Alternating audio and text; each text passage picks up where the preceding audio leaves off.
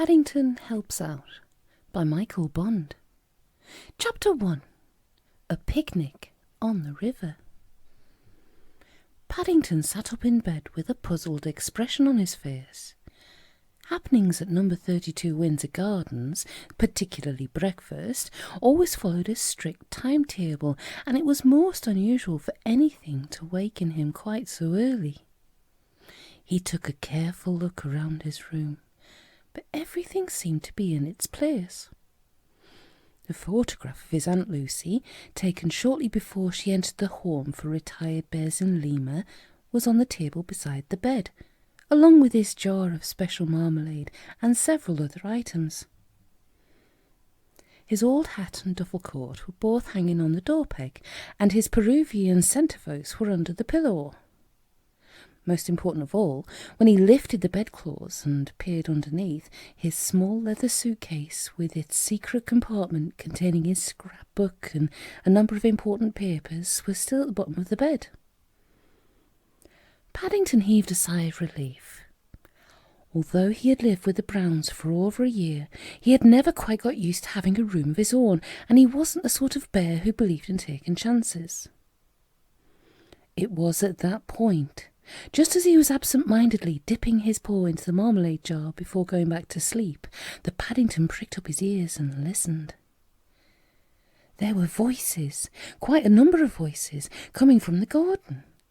Several times he heard a door bang, and then in the distance he heard a noise remarkably like that of clinking plates, followed by the sound of Mr. Brown shouting orders. Paddington scrambled out of bed and hurried across the room to the window. It sounded most interesting, and he didn't like to think he might be missing anything. As he peered through the glass, he nearly fell over backwards with astonishment at the sight which met his eyes. He breathed heavily on the window pane and rubbed it with his paw to make sure he wasn't dreaming the whole thing. For there, on the lawn outside, all the Brown family, Mr. and Mrs. Brown, and Jonathan and Judy, were gathered round a large wicker basket. Not only that, but as he watched, Mrs. Bird, their housekeeper, came out of the kitchen carrying a huge plate piled high with sandwiches. Paddington climbed off the windowsill and hurried downstairs. It was all very mysterious, and it definitely needed investigating. "Just Paddington," said everyone as he came through the kitchen door, just as they were shutting the lid of the hamper. "That bird could smell out a marmalade sandwich a mile away," said Mrs. Bird. "Honestly," said Judy, waving her finger at him, "it was meant to be a surprise. We got up specially early." Paddington looked from one to the other with growing surprise. "It's all right, Paddington," laughed Mrs. Brown. "There's no need to be alarmed. We're going for a picnic on the river." "And we're having a competition!" cried Jonathan, waving a fishing net in the air. "Dad's promised a prize to whoever makes the first catch." Paddington's eyes grew rounder and rounder.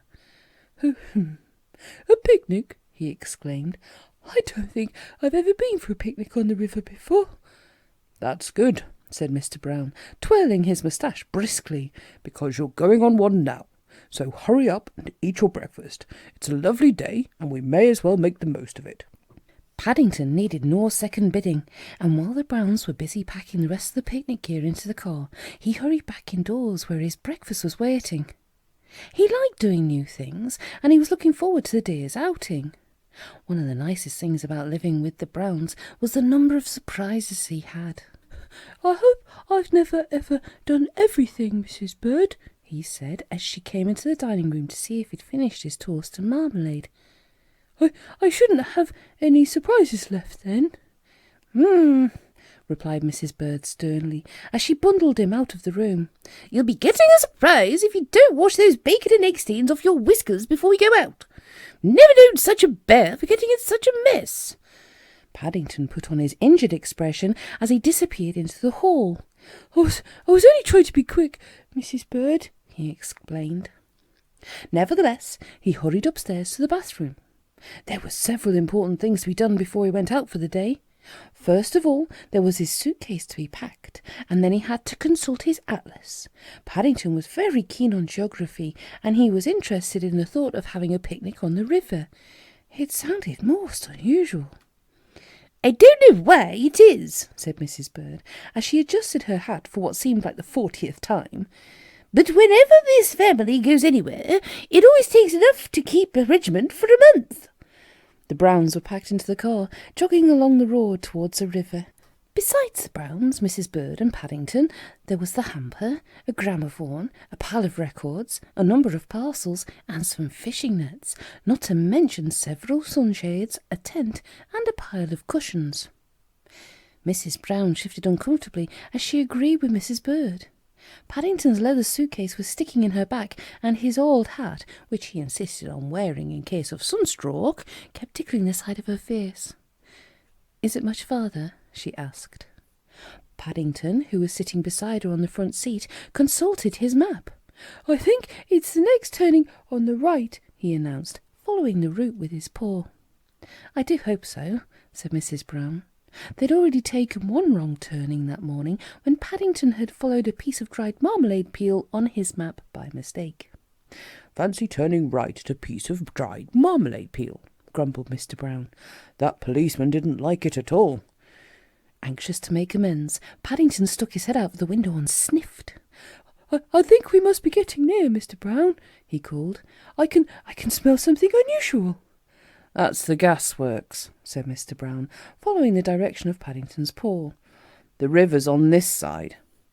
Just as he spoke, they swept round a corner, and there, straight in front of them, was a broad expanse of water. Paddington's eyes lit up as they all clambered out of the car, and while the others were unloading the supplies, he stood on the water's edge and surveyed the scene. He was most impressed. The towpath was crowded with people, and there were boats everywhere. Rowing boats, canoes, punts, and sailing boats with their white sails billowing in the wind. As he watched, a steamer packed with more people swept by, sending a large wave shooting across the water and causing all the smaller boats to rock. Everyone on board seemed very cheerful and happy, and several of them pointed towards Paddington and waved. Paddington raised his hat in reply, and then turned to the others. "I think I'm going to like the river," he announced. "I do hope so, dear," said Mrs. Brown uneasily. "It is your treat." She looked at the row of boats moored by the landing stage.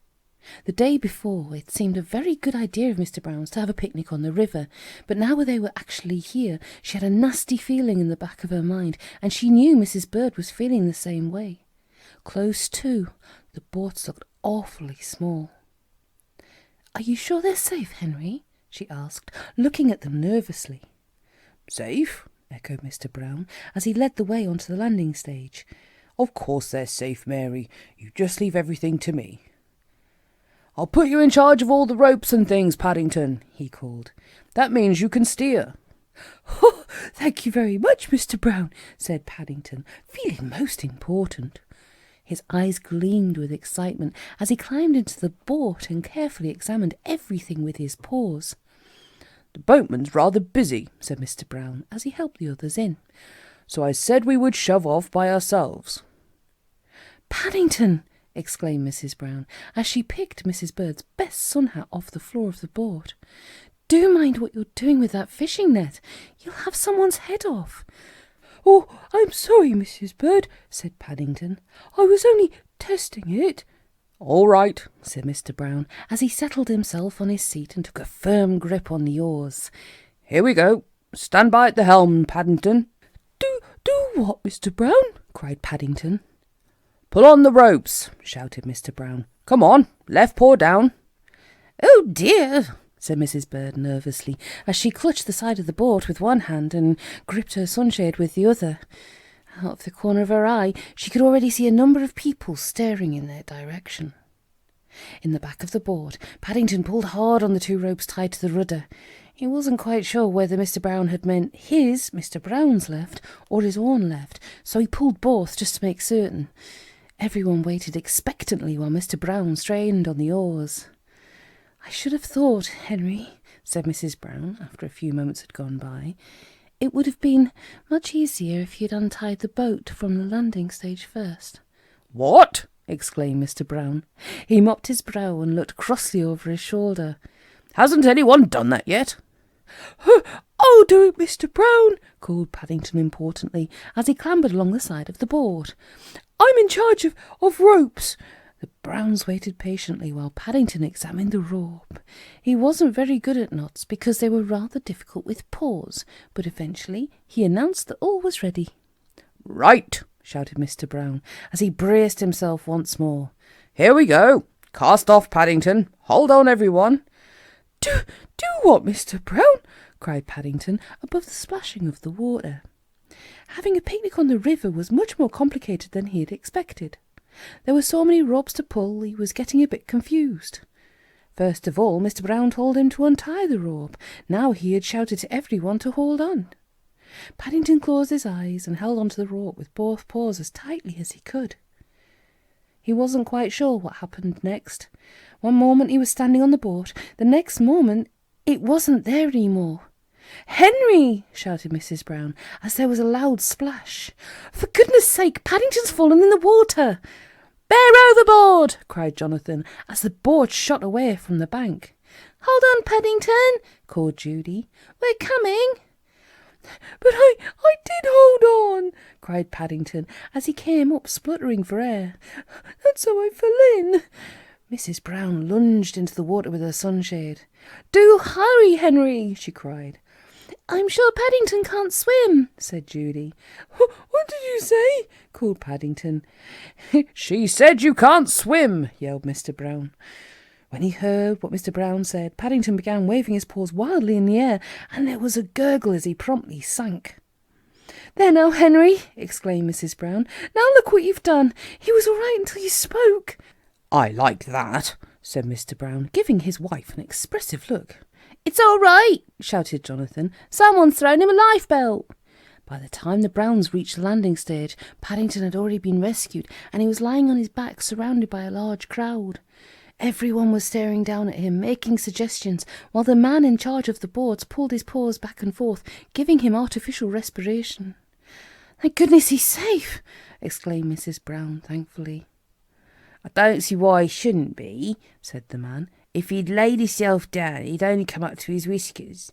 The water's only about 9 inches deep just here. Probably a lot less now, judging by the amount he swallowed. Kept his mouth open when he went under, I dare say." Judy bent down and looked at Paddington. "I think he's trying to say something," she said. said Paddington as he sat up. "Now you just lay still for a moment, young fellow me bear," said the boatman, pushing Paddington back down again. said Paddington. repeated the man, looking at Paddington with renewed interest. "I'm sorry I don't understand you, young bear. We get a rare lot of overseas visitors at this time of year, and I'm not sure that I speak the same dialect." "I come from Peru," spluttered Paddington, as he got his breath back. "But I live at number 32 Winter Gardens in London, and I think I lost my hat." "Oh dear," said Mrs. Brown, clutching her husband's arm. "Did you hear that, Henry? Paddington's lost his hat." The Brown family stared at each other in dismay. They often grumbled about Paddington's hat, usually when he wasn't listening, because it was so old. People had a habit of pointing at it when they were out, and it made them feel embarrassed. But all the same, they couldn't even begin to picture Paddington without it. "I had it on when I fell in the water," cried Paddington, feeling the top of his head, "and now it isn't there any more." "Gosh," said Jonathan, "it had so many holes in it too. Perhaps it's sunk." "Sunk?" cried Paddington in dismay. He ran to the edge of the landing stage and peered at the muddy water. "But it can't have sunk." "He's always worn it," explained Mrs. Brown to the boatman, "ever since we've known him. It was given to him by his uncle in Peru." "Darkest Peru," said Paddington. "Darkest Peru," repeated the boatman, looking most impressed. He turned to Paddington and touched his forelock. "You'll be wanting the Thames Conservancy, sir." "No, I don't," said Paddington firmly. "I want my hat." "He means they look after the river, dear," explained Mrs. Brown. "They may have found it for you." "It's the current, sir." explained the boatman. "Once you get away from the bank, it's very strong, and it may have got swept over the weir." He pointed along the river towards a row of buildings in the distance. "Got swept over the weir?" repeated Paddington slowly. The boatman nodded. "If it ain't already been sucked into a whirlpool." Paddington gave the man a hard stare. "My hat!" he exclaimed, hardly able to believe his ears. "Got sucked into a whirlpool." "Come along," said Mr. Brown hastily. "If we hurry, we may just be in time to see it go over." Closely followed by Mr. and Mrs. Brown, Mrs. Bird, Jonathan and Judy, the boatman, and a crowd of interested sightseers, Paddington hurried along the towpath with a grim expression on his face, leaving a trail of water behind him. By the time they reached the weir, the news had already spread, and several men in peaked caps were peering anxiously into the water. "I hear you've lost a very valuable Persian cat," said the lockkeeper to Mr. Brown. "Not a cat," said Mr. Brown. "A hat, and it's from Peru." "It belongs to this young bear gentleman, Fred," explained the boatman as he joined them. "It's family heirloom." "A family heirloom," repeated the lockkeeper, scratching his head as he looked at Paddington. "I've never heard of a hat being a family heirloom before, especially a bear's heirloom." "Mine is," said Paddington firmly. "It's a very rare sort of hat, and it's got a marmalade sandwich inside. I put it in there in case of an emergency." "A marmalade sandwich," said the lockkeeper, looking more and more surprised. "Wait a minute. It wouldn't be that thing we fished out just now, would it? All sort of shapeless, like a... He tried hard to think of a word to describe it. "That sounds like it," said Mrs. Bird. "Herbert," called the man to a boy who was standing nearby, watching the proceedings with an open mouth.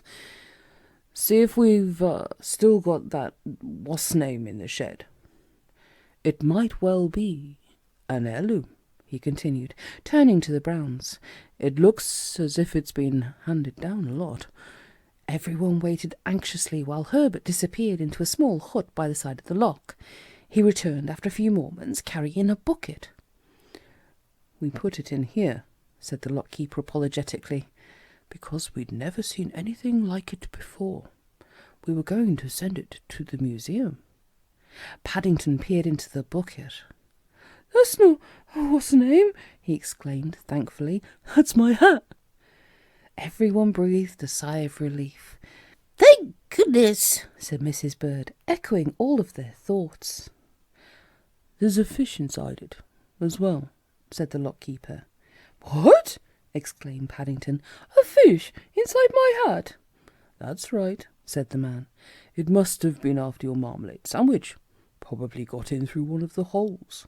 "Crikey!" exclaimed Jonathan admiringly, as the Browns gathered round the bucket. "So there is." "That means Paddington's won the prize for catching the first fish," said Judy. "Congratulations."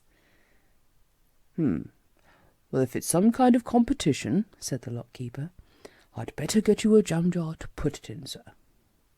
I suppose," he said, looking rather doubtfully at the hat, "you'll be wanting to wear it again?" As Paddington gave him a hard stare, he backed away and hurried off in search of a jam jar. "There you are," he said when he returned, "with the compliments of the Thames Conservancy." "Thank you very much," said Paddington gratefully, offering the man his paw. "Not at all," said the man, as he stood on the side of the lock to wave them goodbye. "It's a pleasure. After all, it's not every day we have the opportunity of saving a bear's heirloom from going over the weir. I shall remember today for a very long time to come." "And so shall I remember it," said Mr. Brown, as he stopped rowing some while later and let the boat drift lazily downstream in the current. "May not have been the quietest day we've ever spent on the river, but it's certainly the nicest." And the Brown family, as they lay back in the boat, watching the shimmering water and listening to the music from the gramophone, had to agree. Paddington, as he held on tightly to his hat with one paw, while he dipped the other into a jar of his favourite marmalade, agreed most of all.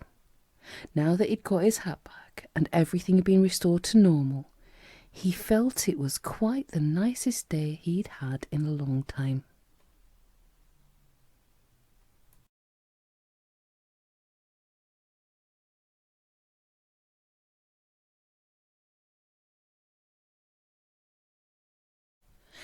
Chapter 2. Paddington Makes a Bid. Paddington's friend, Mr. Gruber, laughed no end when he heard all about the trip on the river. "Oh dear, Mr. Brown," he said, wiping the tears from his eyes. "Things do happen to you. I wish I could have been there to see it all." It was the morning after the picnic, and Paddington had hurried round as soon as possible to tell Mr. Gruber all about it. Mr. Gruber kept an antique shop in the Portobello Road. It was near the Browns' house, and Paddington usually called in when he was doing the morning shopping so that they could share a bun and a cup of cocoa for their 11s. In his younger days, Mr. Gruber had been to South America, and so they were able to have long chats together about Darkest Peru while sitting in their deck chairs on the pavement. Paddington always looked forward to seeing Mr. Gruber, and he often lent a paw around the shop. Most of the shops in the Portobello Road were interesting, but Mr. Gruber's was the best of all. It was like going into Aladdin's cave. There were swords and old suits of armour hanging on the walls, gleaming copper and brass pots and pans stacked on the floor, pictures, china ornaments, pieces of furniture and pottery piled up to the ceiling. In fact, there was very little one way and another that Mr. Gruber didn't sell, and people came from far and wide to seek his advice. Mr. Gruber also kept a huge library of second-hand books in the back of his shop, which he let Paddington consult whenever any problems cropped up. Paddington found this most useful, as the public library didn't have a bears department, and the assistants usually looked at him suspiciously when he peered through the window at them. After Paddington had explained to Mr. Gruber all about his trip on the river, they fell silent for a moment while they ate their buns and drank their cocoa. It was while he was sitting back in his deck chair admiring the view and watching the passers-by that Paddington noticed Mr. Gruber's shop window for the first time that morning. To his surprise, it looked unusually empty. "Ah," said Mr. Gruber, following his glance. "I'd a very busy day yesterday, Mr. Brown. While you were having hijinks on the river, a big party of American visitors came round, and they bought all sorts of things. As a matter of fact," he continued, "I did so well, I have to go to an auction sale this afternoon to pick up some more antiques." "An auction sale?" said Paddington, looking most interested. "What does it look like, Mr. Gruber?" Mr. Gruber thought for a moment. "Well," he began, "it's a place where they sell things to the highest bidder, Mr. Brown. All sorts of things. But it's very difficult to explain without actually showing you." Mr. Gruber rubbed his glasses and coughed. "I suppose, Mr. Brown, it wouldn't be possible for you to come along with me this afternoon, would it? Then you could see for yourself." "Oh, yes, please, Mr. Gruber," exclaimed Paddington, his eyes gleaming with excitement at the thought. I should like that very much indeed." Although they met most days, Mr. Gruber was usually busy in his shop, and they seldom had the opportunity of actually going out together. At that moment, a customer entered the shop, and so having arranged to meet Mr. Gruber after lunch, Paddington raised his hat and hurried back home to tell the others. "Oh," said Mrs. Bird when she heard all about it over lunch. "I pity the poor auctioneer who tries to sell anything when Paddington's there. The bear'll knock anyone down to half price." "Oh, I'm not buying anything, Mrs. Bird," said Paddington, as he reached out a paw for a second helping of treacle tart. "I'm only going to watch." All the same, when he left the house after lunch, Mrs. Bird noticed he was carrying his old leather suitcase in which he kept all his money. "It's all right, Mrs. Bird," said Paddington as he waved goodbye with his paw. "It's only case of an emergency." "Just so long as he doesn't come home with a suite of furniture," said Mrs. Bird as she closed the door. "If he does, you'll have to go in the garden." Paddington felt very excited as he entered the auction rooms. Mr. Gruber had put on his best suit for the occasion, and a number of people turned to stare at them as they came through the door. Having bought 2 catalogues, Mr. Gruber pushed his way to the front so that Paddington would have a good view. On the way, he introduced him to several of the other dealers as Mr. Brown, a young bear friend of mine from Darkest Peru who's interested in antiques. They all shook Paddington's paw and whispered that they were very pleased to meet him. It was all much different to what Paddington had expected. It was really like a very big antique shop, with boxes and tables loaded with china and silver around the walls. There was a large crowd of people standing in the middle of the room, facing a man on a platform who appeared to be waving a hammer in the air. "That's the auctioneer," whispered Mr. Gruber. "He's the man you want to watch. He's most important." Paddington raised his hat politely to the auctioneer and then settled down on his suitcase and carefully looked around. After a moment, he decided he liked auction sales. Everyone seemed so friendly. In fact, he'd hardly made himself comfortable before a man on the other side of the room waved his hand in their direction. Paddington stood up, raised his hat, and waved a friendly paw back. No sooner had he sat down than the man waved again. Being a polite bear, Paddington stood up and once more waved his paw. To his surprise, the man stopped waving almost immediately and glared at him instead. Paddington gave him a hard stare and then settled down to watch the man on the platform, who appeared to be doing something with his hammer again. "Going!" the man shouted, hitting the table. "Going! Gone! Sold to the young bear gentleman in the hat for £3.50.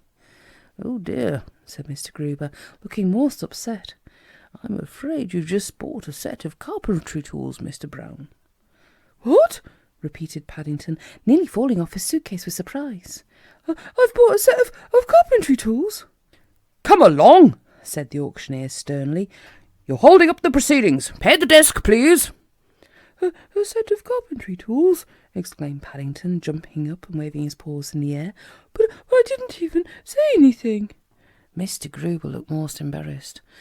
"I'm afraid it's all my fault, Mr. Brown," he said. "I should have explained auction sales to you before we came in. I think perhaps I'd better pay for them, as it wasn't really your fault. You see," he continued, when he returned from the desk, "you have to be very careful at a sale, Mr. Brown." Mr. Gruber went on to explain how the auctioneer offered each item for sale, and how, after one person had made a bid for something, it was up to anyone else who wanted it to make a better offer. "If you nod your head, Mr. Brown," he said, "or even scratch your nose, they think it's a sign you want to buy something. I expect the auctioneer saw you raise your hat just now and thought you were bidding." Paddington wasn't at all sure what Mr. Gruber meant, but having carefully made sure the auctioneer wasn't looking, he quickly nodded and then sat very still while he watched the proceedings. Although he didn't say anything to Mr. Gruber, he was beginning to wish he hadn't come to the auction. The room was hot and crowded, and he wanted to take his hat off. Apart from that, he was sitting on the handle of his suitcase, which was most uncomfortable. He closed his eyes and was just about to try and go to sleep when Mr. Gruber nudged his paw and pointed to the catalogue. "I say, Mr. Brown," he said, "the next item is very interesting. It's an old pistol, the sort highwaymen used. They're quite popular just now. I think I shall try bidding for it." Paddington sat up and watched excitedly as the auctioneer held the pistol in the air for everyone to see. "Lot 34, he shouted. "What do I bid for this genuine antique pistol?" £20, came a voice from the back of the room. £20.50, called Mr. Gruber, waving his catalogue.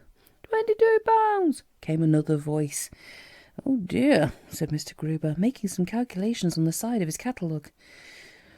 £22.50. £23, came the same voice again. Paddington stood on his case and stared across the room. "That's the man who made me buy the carpentry tools by mistake," he whispered, tapping Mr. Gruber excitedly. "Well, we must let him have it, whatever we do," exclaimed Mr. Gruber. £23.50. £24, cried Paddington wildly. said Mr. Gruber tactfully, not wishing to offend Paddington. I think we're bidding against each other, Mr. Brown. Any advance on £24, shouted the auctioneer, looking most pleased. As there was no reply, he raised his hammer. Going!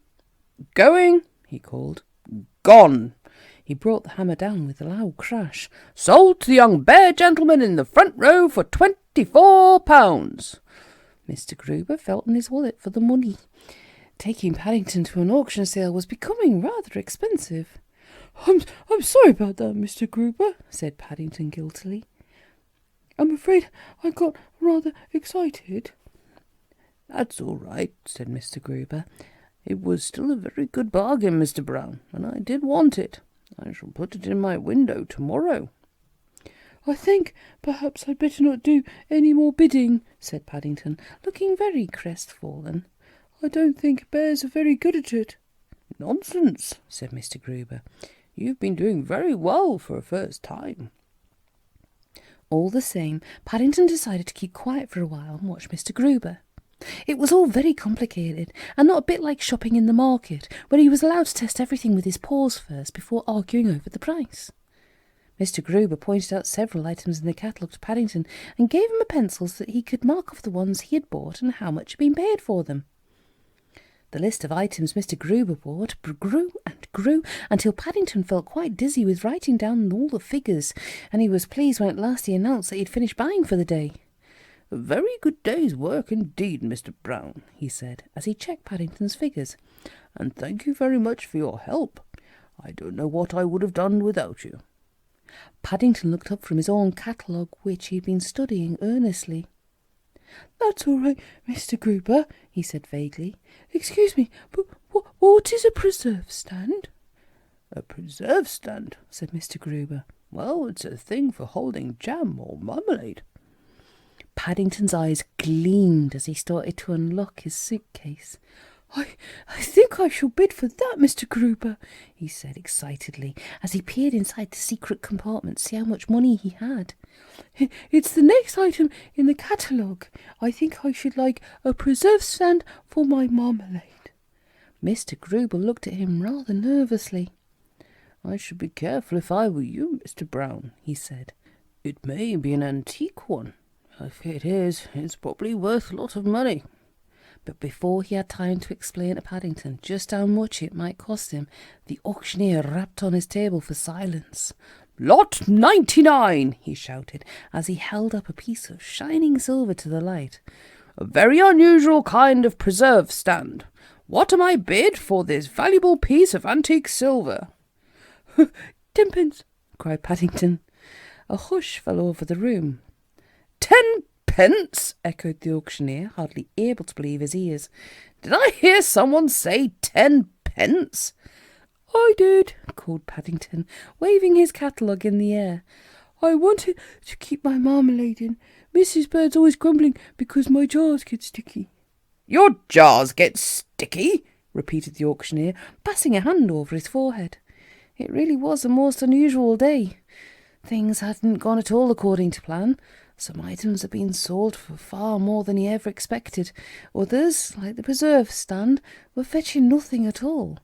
He had a nasty feeling it had something to do with the young bear in the front row. He seemed to have a very powerful stare, and he'd done his best up to now to avoid catching Paddington's eye. Come, he said, giving a high-pitched laugh. I'm sure we all enjoy a little joke. Let's start again. Now, what am I bid for this valuable item? 9 pence, said a voice at the back of the hall amid laughter. 10 pence, said Paddington firmly. The laughter died down and there was silence. If you ask me, whispered a voice behind Paddington, that young bear knows something. He's probably fake, whispered another voice. After all, it's not the first thing he's bought this afternoon. And he's with old Mr. Gruber too, whispered the first voice. And he said he was interested in antiques when he came in. I wouldn't touch it if I were you. The auctioneer shuddered as he gazed at the preserve stand in his hand. Any advance on 10 pence, he cried. There was another long silence. Going, he shouted, raising his hammer and looking around hopefully. Going? Still no one spoke. Gone! He brought his hammer down on the desk with a crash. Sold to the young bear gentleman in the front row for 10 pence. Thank you very much, said Paddington, as he hurried up to the table. I hope you don't mind if I pay you in pennies, because I've been saving up in case of an emergency. Pennies, said the man. He mopped his brow with a spotted handkerchief. I don't know, he said, turning to his assistant. I must be getting old, letting young bears get the better of me at my time of life. A very good bargain indeed, said Mr. Gruber admiringly, when they were outside the sale room. He turned Paddington's preserve stand over in his hands. I should say it's worth every penny of £50. £50? exclaimed Paddington, staring at Mr. Gruber. £50 for a marmalade stand? At least that, said Mr. Gruber. I'll put it in my window for you if you like, Mr. Brown. Paddington thought hard for a moment. I think I would like you to have it as a present, Mr. Gruber, he said at last. I don't expect you'd have brought the carpentry tools if I hadn't been at the auction sale. Mr. Gruber looked most affected by Paddington's offer. That's very kind of you, Mr. Brown, he said. Very kind of you indeed. But I know how fond you are of marmalade, and I'd much rather you had it. Besides, he added, I've had a very good day, and I think it was worth the price of the carpentry tools just to see the expression on the auctioneer's face when you offered him 10 pence for the preserve stand. Mr. Gruber chuckled at the thought. I don't think he's had many dealings with young bears before, he said. I've seen it before, remarked Mrs. Bird later that evening, and I'll say it again. That bear's got an eye for a bargain. The Browns were having a late supper before going to bed. Paddington's antique stood in the centre of the table in place of honour. He had spent most of the evening polishing it until he could see his whiskers in the side, and Mrs. Bird had opened a new jar of his favourite marmalade especially for the occasion. There was a blissful expression on Paddington's face, that part of it which could be seen behind bread and butter crumbs and smears of marmalade. I think, he announced, amid general agreement, preserves taste even nicer when they come out of an antique. Especially, he added as he dipped his paw into the marmalade, a 10-penny one.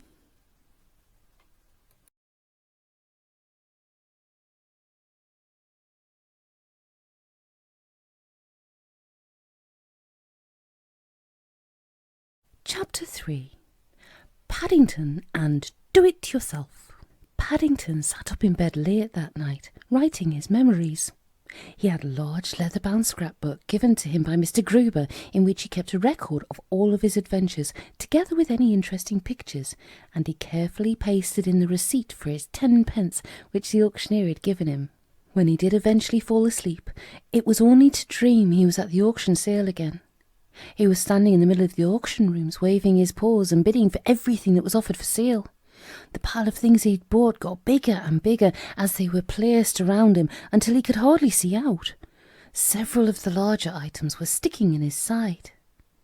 When he woke, he was very relieved to find he was still in his own room, and that the banging of the auctioneer's hammer was really only someone knocking at his door.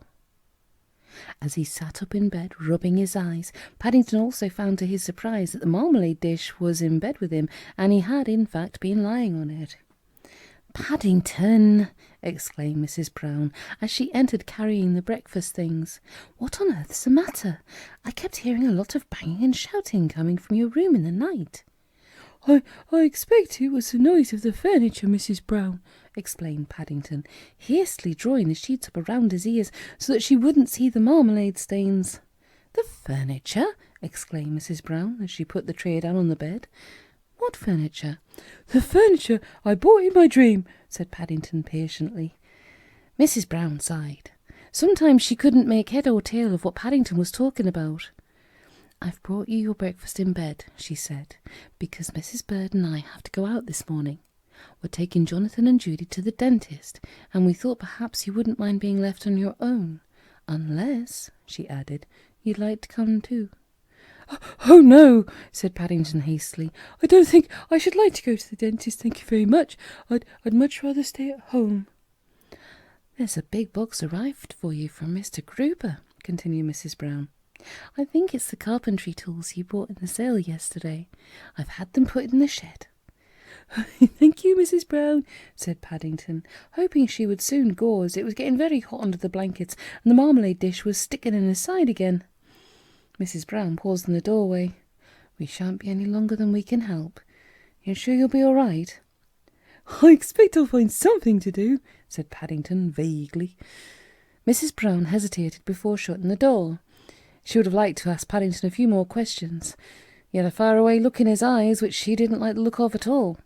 But she was already late for the appointment, and conversation with Paddington, particularly in the early morning, was liable to become complicated. When Mrs. Bird heard all about Paddington's strange behaviour, she hurried upstairs to see what was going on, but she arrived back a few moments later with the news that he was sitting up in bed, eating his breakfast and reading a catalogue. "Oh, well," said Mrs. Brown, looking most relieved. "He can't come to much harm doing that." In recent weeks, Paddington had begun to collect catalogues, and whenever he saw an interesting one advertised in the papers, he usually sent away for it. In fact, hardly a day went by without the postman calling at least once with a letter addressed to P. Brown, Esquire. Some of the catalogues were very good value indeed, full of pictures and drawings, and with quite a lot to read, considering they were free and that Mrs. Bird usually paid for the stamp. Paddington kept them all in a cupboard beside his bed. There were a number on foreign travel, with pictures of faraway places in several colours, 2 or 3 on food, and 1 or 2 from some big London stores. But the one which interested Paddington at the moment, and which was his favourite, showed a workbench on the front cover and was headed "Do-it-yourself."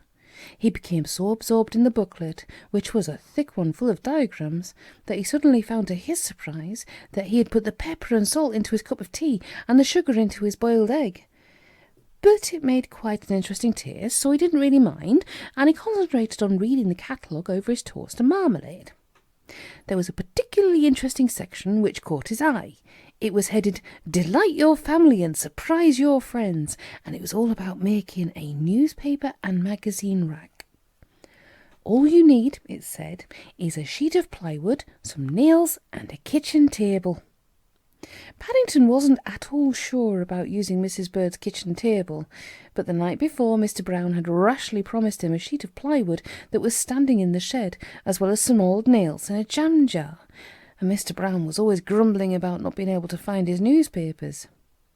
Paddington felt sure he would be very pleased if he had a rack for them. He examined the drawings and pictures carefully and consulted the instructions several times. It didn't say anything about bears in particular doing it for themselves, but it did say it was suitable for anyone with a set of carpentry tools. Paddington came to a decision. He hastily wrapped the remains of his breakfast in a handkerchief in case the sewing made him hungry, and then, having marked the chapter on magazine racks in his catalogue with a piece of marmalade peel, he hurried along to the bathroom for a quick wash. Paddington wasn't the sort of bear who believed in doing things unnecessarily, and it wasn't worth having a proper wash if he was going to get dirty again. After passing the fierce flannel over his whiskers a couple of times, he made his way downstairs and went into the garden. The box of carpentry tools was standing in the middle of Mr. Brown's shed, and Paddington spent several minutes investigating it. Although all the tools seemed rather large for a bear, he soon decided he was very pleased with them. There was a hammer, a plane, 3 chisels, a large saw, and a number of other things which he didn't immediately recognise, but which looked very interesting. The box was heavy, and it took him some while to drag it outside into the garden. He had even more trouble with Mr. Brown's plywood, for it was a large sheet, and there was a wind blowing. Each time he picked it up, a gust of wind caught it and carried him farther and farther down the garden. It was while he was trying to drag it back up again, with the aid of a piece of rope, that he heard a familiar voice calling his name. He looked around and saw Mr. Curry, the Browns' next-door neighbour, watching him over the fence. Mr. Curry didn't approve of bears, and he usually viewed Paddington's goings-on with suspicion. "What were you doing, bear?" he growled. "Do it yourself, Mr. Curry," said Paddington, peering out from behind the sheet of wood. What? Bellowed Mr. Curry. Don't be impertinent, Bear. Oh no, said Paddington hastily, nearly dropping the sheet of plywood in his fright at the expression on Mr. Curry's face.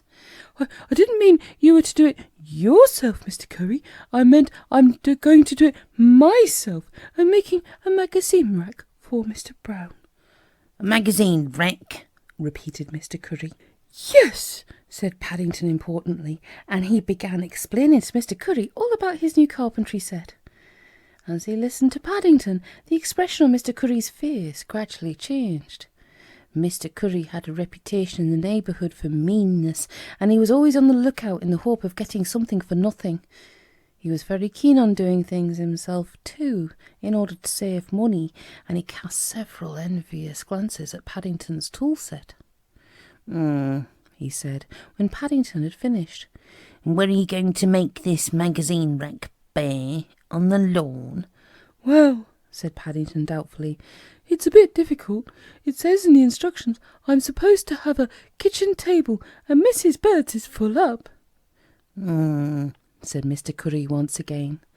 If I let you make me a magazine rack, Bear, you can use my kitchen table. Thank you very much, Mr. Curry, said Paddington, but he wasn't sure whether it was a good idea or not, and he looked at Mr. Curry rather doubtfully. That's most kind of you. I have to go out this morning, said Mr. Curry, so you can have it ready for me when I get back. Mind you, he added, as he reached over the fence to give Paddington a hand with the plywood, I'm not having any sawdust all over the kitchen floor. Mind you, don't scratch everything. The more he listened to Mr. Curry talking, the longer Paddington's face grew, and he was glad when at last he left to do his shopping. But as Paddington set to work, he soon forgot all about Mr. Curry's list of don'ts, for there were a number of important things to be done. First of all, he took a pencil and ruler and carefully marked out the shape of the magazine rack on a sheet of plywood. Then he placed this on top of the kitchen table, ready to be sawn in two. Paddington had never actually sawn anything before, but he'd often watched Mr. Brown cutting up logs for the fire. From a safe distance it always looked so easy, but Paddington soon found it wasn't easy at all. To start with, the plywood was bigger than the top of Mr. Curry's table. Being small, Paddington had to climb on top of it, and several times it nearly tipped over when he stood too near the edge. Then he found that the saw, although it was nice and sharp, was so large he had to use both paws, which made things even more difficult. For the first few strokes it went through the wood like a knife through butter, but for some reason or other it gradually became harder and harder to use. After sitting down for a short rest, Paddington decided to try starting from the other end, but once again, for some strange reason, he found it much easier at the beginning. However, as he gave the last saw cut and scrambled clear, he was pleased to see the two saw cuts met in the middle, dividing the sheet of plywood neatly in half. And it was then, as he reached up to take the newly sawn pieces of plywood down, that Paddington had his first shock of the morning. There was a loud splintering noise, and he dodged back just in time to avoid being hit by Mr. Curry's table as it suddenly parted in the middle and fell with a crash to the floor. Paddington sat in the middle of the kitchen floor with a mournful expression on his face for quite some time, surveying the wreckage and trying to think of a good reason why Mr. Curry would like two small tables with only 2 legs instead of one big one with 4 legs. He consulted the instructions in his catalogue hopefully several times, but there didn't seem to be anything about mending tables which had accidentally been sawn in half. In all the pictures the people seemed to be happy and smiling, and their kitchens were shiny as a new pin, whereas looking unhappily around Mr. Curry's kitchen, even Paddington had to admit it was in a bit of a mess. He tried propping up the 2 pieces of table upon some old cardboard boxes, but there was still a nasty sag in the middle, and even with the curtains drawn and the light out, it was obvious something was very wrong. Paddington was a hopeful bear in many ways, and he suddenly remembered seeing a large tube of glue in his carpentry set. If he spread some of the glue along the 2 edges and nailed them together for good measure, perhaps even Mr. Curry might not notice anything was wrong. He worked hard for some minutes, and by the time he had finished, he felt quite pleased with himself. Admittedly, the table had a funny tilt to one side, and seemed a trifle wobbly, but it was definitely in one piece again. He spread some flour over the joint and then stood back to admire his handiwork. Having carefully examined it from all angles, he decided he might be able to improve matters still further by sawing a piece off one of the legs. But when he'd done that, the table seemed to lean the opposite way, which meant he had to saw a piece off one of the other legs as well. And then when he had done that, he discovered the table was leaning the other way again. Paddington gave a deep sigh. Carpentry was much more difficult than it looked. He was sure the man in the catalogue didn't have so much trouble. It was after he had been at work for some time that he stood up and received his second shock of the morning. When he'd first started sawing the legs, Mr. Curry's table had been as tall as he was. Now he found he was looking down at it. In fact, he didn't remember ever having seen such a short table before, and his eyes nearly popped out with astonishment. He sat down on the pile of sawn-off table legs and consulted his catalogue once again. "Delight your family and surprise your friends," he said bitterly, to the world in general. He was quite sure Mr. Curry would be surprised when he saw his kitchen table, but as for anyone being delighted by their magazine racks, he hadn't even started to work on those yet. Mrs. Brown looked anxiously at the dining-room clock. "I wonder where on earth Paddington can have got to," she said. "It's almost lunchtime, and it's most unlike him to be late for a meal." "Perhaps he's doing a job somewhere," said Jonathan. "I looked in the shed just now, and that new toolbox of his has disappeared." "And that sheet of plywood Daddy gave him," said Judy. "Oh dear," said Mrs. Brown. "I do hope he hasn't built himself in anywhere and can't get out. You know what he's like." "I don't know about Paddington building himself in," exclaimed Mrs. Bird as she entered carrying a tray load of plates. "I think Mr. Curry must be having his house pulled down. I've never heard so much noise. Banging and sawing coming from the kitchen. It's been going on ever since we got back, and it's only just this minute stopped." Jonathan and Judy exchanged glances. Now that Mrs. Bird mentioned it, there'd been a lot of noise coming from Mr. Curry's house. "I wonder," said Judy. Jonathan opened his mouth, but before he had time to say anything, the door burst open, and Paddington entered dragging something large and heavy behind him.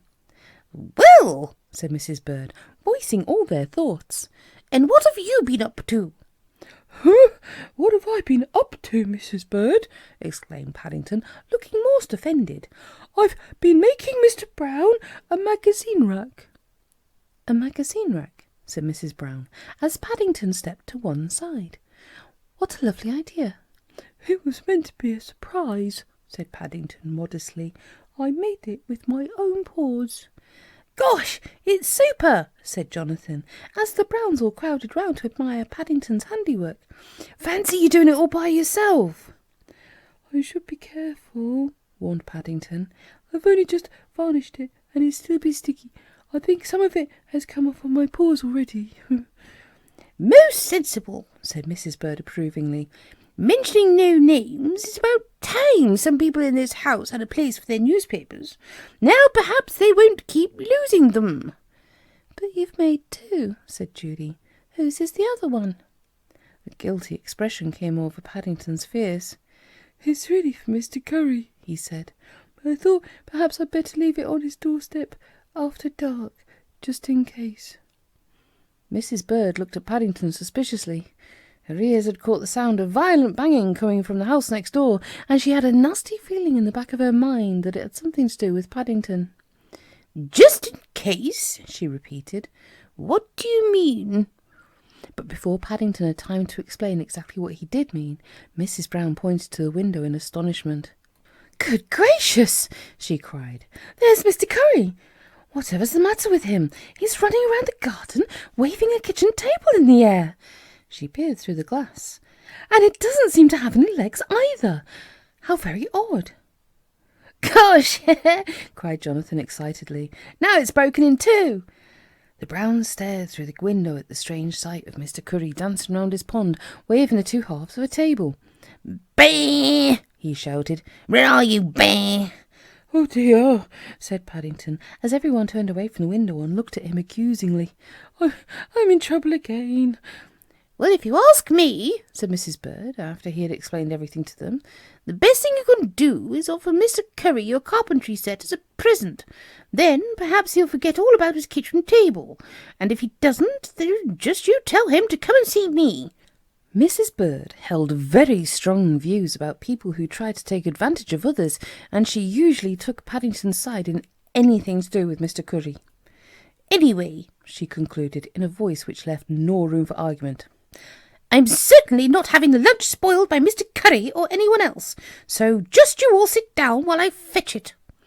With that argument, the Browns had to agree, and they meekly arranged themselves round the table. Paddington in particular thought it was a very good idea. He was a bit fed up with carpentry. Sawing was hard work, especially for a small bear, and even more so when it was sawing through a kitchen table. Besides, he was hungry after his morning's work, and he didn't want to offend Mrs. Bird by not eating her lunch down to the very last mouthful.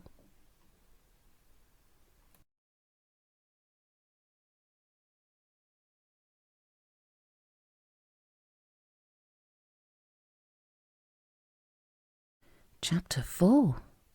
A Visit to the Cinema. "I'm afraid," said the lady in the cash desk at the Podium Super Cinema, "you can't come in. It's an A film."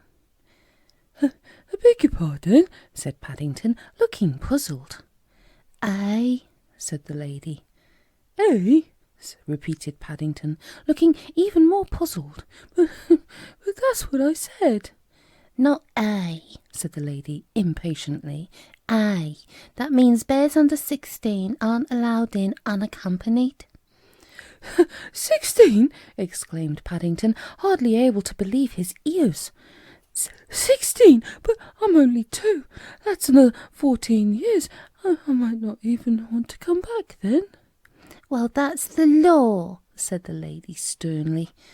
She looked down with some distaste at the top of Paddington's hat. It still had 1 or 2 pieces of river weed sticking to it, and the warmth of the cinema was bringing out the smell.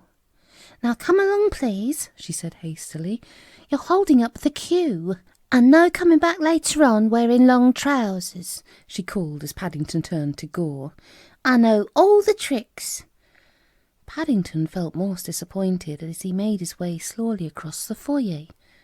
There was a nice warm feeling about the cinema, and he particularly liked the way his feet sank into the thick pile of the carpet. After staring hungrily at the sweet counter for a few moments, he made his way towards the entrance, giving the attendant a hard stare as the man held the door open for him. Paddington had never been to the pictures before. In fact, he wasn't at all sure what they were. But he enjoyed anything new, and for some weeks he'd been saving hard out of the £1 a week bun money Mr. Brown gave him in case an interesting programme came along. Paddington was a bear who liked getting his money's worth, and he'd carefully studied the advertisements outside the podium until this week, when there was a super double feature programme showing, with 2 long films, a cartoon and a newsreel. Not only that, but a notice outside said there was a special added attraction that evening when Reginald Clove would be playing the theatre organ during the intervals. Paddington hung about outside the cinema for several minutes, breathing heavily on the glass, until he caught sight of a policeman watching him suspiciously, and then he hurried home. It was almost disappointing, and his carefully saved coins were burning a hole in his duffel coat pocket. "Do you mean to say that you've never been to the pictures, Paddington?" said Mr. Brown, over tea that afternoon. "Never," said Paddington firmly, as he helped himself to a crumpet. "And now I can't go for another 14 years unless I'm accompanied." Mr. Brown looked at his wife. "It's a long time since we all went to the pictures, Mary," he said, "and it's still quite early. Shall we go?" "Gosh, Dad, let's!" exclaimed Jonathan and Judy together. "Do you think it's a good programme, Paddington?" asked Mrs. Brown. "Very good, Mrs. Brown," said Paddington knowledgeably. "There's a cowboy film and a cartoon and an I beg your pardon film as well." "A what film?" exclaimed Mr. Brown. "An I beg your pardon film," repeated Paddington. "That means bears under 16 aren't allowed in by themselves." "Oh, you mean an A film?" said Jonathan. "That's right," agreed Paddington. "That's what I said." The Browns looked at one another. Sometimes it was a bit difficult explaining things to Paddington. "And there's a man playing the organ," continued Paddington. "It's a special attraction, so I think it's a good bargain, Mr. Brown." "That settles it," said Mr. Brown, looking at his watch. "It all sounds much too good to miss." Immediately the whole house was in an uproar. Paddington was sent upstairs by Mrs. Bird to wash the crumpet stains off his whiskers, while the rest of the family hurried off to their respective rooms to change. Paddington felt very superior some half an hour later when they all trooped into the Podium Cinema. He raised his hat to the doorkeeper and then led Mr. Brown in the direction of the cash desk. I'm accompanied now," he called out to the lady in charge. The lady stared at Mr. Brown. "I beg your pardon?" she exclaimed. She sniffed and gave him a very strange look. It was most odd, but she could distinctly smell fish again. "What did you say?" she repeated. "Nothing," said Mr. Brown hastily. I'd like 3 3/2 for the front row of the circle, please." "Hurry up, Dad," called Jonathan. "I think the other programme's nearly finished."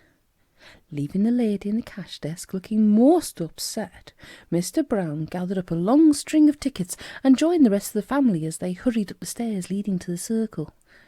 They went up, and Paddington soon lost count of the number of steps. In fact, there were so many, he almost wished he'd gone downstairs instead. Not only that, but as he followed the Browns through the entrance to the circle, he discovered it was all dark inside. "This way, please," said the usherette, as she led the way down some stairs and shone her torch along a row of seats in the front row. "You're lucky. There are just 6 left together." "Thank you very much," said Mrs. Brown, as she made her way along the row. "Excuse me, please. Excuse me. Thank you very much." She sat down and arranged herself comfortably as the others joined her. "That's a bit of luck," whispered Mr. Brown, "finding 6 together." 7, said Mrs. Brown. "There's still another one between us." "So there is," whispered Mr. Brown, groping in the dark. "That's odd. The girl said there was only 6. He looked along the row. "Where's Paddington?" "Paddington?" exclaimed Mrs. Brown. "Isn't he with you, Henry?" "No," replied Mr. Brown. "I thought you had him." "Oh, crumbs," groaned Judy. "Trust Paddington to get lost?" "Where on earth could he have got to?" grumbled Mr. Brown, as he struck a match and began looking under the seats. "Here I am, Mr. Brown," called Paddington from the end of the row. "I went all the way along by mistake." "Shh!" said a nasty-sounding voice from the row behind. "It's all dark, and I can't see," exclaimed Paddington as he was passed back along the row. "Are you all right now, dear?" whispered Mrs. Brown, as Paddington sat down beside her. "I think so," said Paddington, peering at the screen. "Oi!" said the nasty voice from behind again. "How about taking your tifter off?" Paddington turned and stared in the direction of the speaker. My titfer," he exclaimed. "Take my titfer off." "That's right," said the voice. "Your tit for tat." "I think he means your hat, dear," explained Mrs. Brown. "It's probably getting in the way of the screen." Paddington thought for a moment. He wasn't at all keen on taking his hat off in case he got lost in the dark. "I'll turn it round if you like," he said generously. "Then you can look through one of the holes." Having solved the problem of the man behind, Paddington gave his attention to the screen. It was all very interesting, with people dashing about all over the place and with music that got louder and louder, but Paddington found it difficult to understand what it was all about. To his surprise, after only a few minutes, the music suddenly ended and all the lights in the cinema came on. "Well," he exclaimed, looking most disappointed, I didn't think much of all that." "It's all right, Paddington," explained Judy. "That's what's showing next week. That was only the trailer." But her words fell on empty ears, for Paddington was staring at the screen again and licking his whiskers. "Oh dear," groaned Mr. Brown, as he followed Paddington's gaze. "They would have to advertise ice cream. They must have known he was coming." He felt in his pocket. "You better get 6 tubs, and some nougat or something for the big picture, Jonathan." "I think I'm going to enjoy myself," announced Paddington a few minutes later, as Mr. Brown handed in the refreshments. He dipped his spoon into the ice cream tub and stared excitedly at the screen as the lights went down again to herald the start of the cowboy film. Paddington enjoyed the cowboy film much more than the trailer, and he soon became quite lost in the story. He stood up on his seat with his paws on the balcony and his eyes glued to the screen. Every now and then he automatically dipped his spoon into the ice cream tub, and several times a lump fell off the spoon before it even reached his mouth, which was most unusual. It was all very complicated at first. Everyone seemed to be shooting at everyone else, and Paddington got very worried in case there was no one left, and he had to stop the film. Each time the villain, who wore a black mask and a black hat, came onto the screen, he booed, and when the hero appeared, riding a white horse, he cheered and waved his hat in the air until Mrs. Brown became quite embarrassed. She wasn't at all sorry when at long last the hero rode off into the setting sun and the film came to an end. "Most enjoyable," said Mrs. Bird, rather surprisingly. The Browns had somehow never thought of Mrs. Bird liking cowboy films. Did you like it, Paddington?" Paddington nodded his head vigorously. "I enjoyed it very much, thank you, Mrs. Bird," he said, "except I can't find my nougat anywhere." "Never mind, Paddington," said Mr. Brown, after they'd all searched in vain for it. "I'll buy you some more in a minute, after we've heard the organ." He sat back heavily in his seat and then turned to see Paddington. "If you watch," he explained, "you'll see it come up through the floor in a moment." "Come up through the floor, Mr. Brown?" exclaimed Paddington. "I don't think I've ever seen an organ come up through the floor before." "Oh dear," said Mrs. Bird, "and it doesn't look as if you're going to now. Look!" She pointed to the screen where an announcement had just been flashed on to say that Mr. Reginald Clove was indisposed. "What?"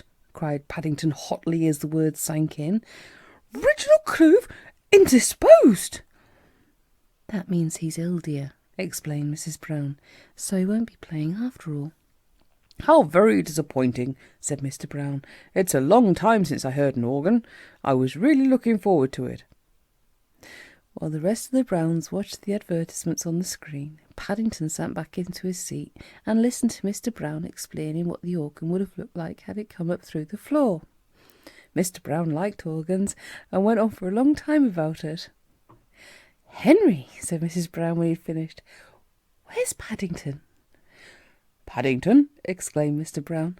"Don't tell me he's disappeared again. He was here a moment ago." "I do hope he isn't long wherever he's got to," said Mrs. Brown. "We shall never hear the last of it if he misses the start of the big picture." But Paddington was already almost out of sight. He was hurrying up the aisle and out through the door marked "Exit." There was a purposeful expression on his face, and one which the Browns would have recognised at once had they been able to see him. Paddington wasn't the only one with a purposeful expression on his face at that moment. As he hurried down the stairs on one side of the cinema, the manager of the podium strode up the stairs, leading to the projection box on the other. There was something unusual going on in his theatre, and he intended finding out what it was. He prided himself that the podium was normally a very well-run cinema, but on this particular evening things had gone wrong from the beginning. First of all, the lady in the cash desk, usually a most reliable person, had complained of a fishy smell and mysterious voices saying they were accompanied coming from underneath her counter. Then Reginald Clove had caught his hand in a swing door and had announced the fact that he couldn't play the organ, something to do with his not being able to work the stops and turn the music with only one hand. As if that wasn't enough, there was some news of goings-on in the circle. It was most unusual to have goings-on in the circle.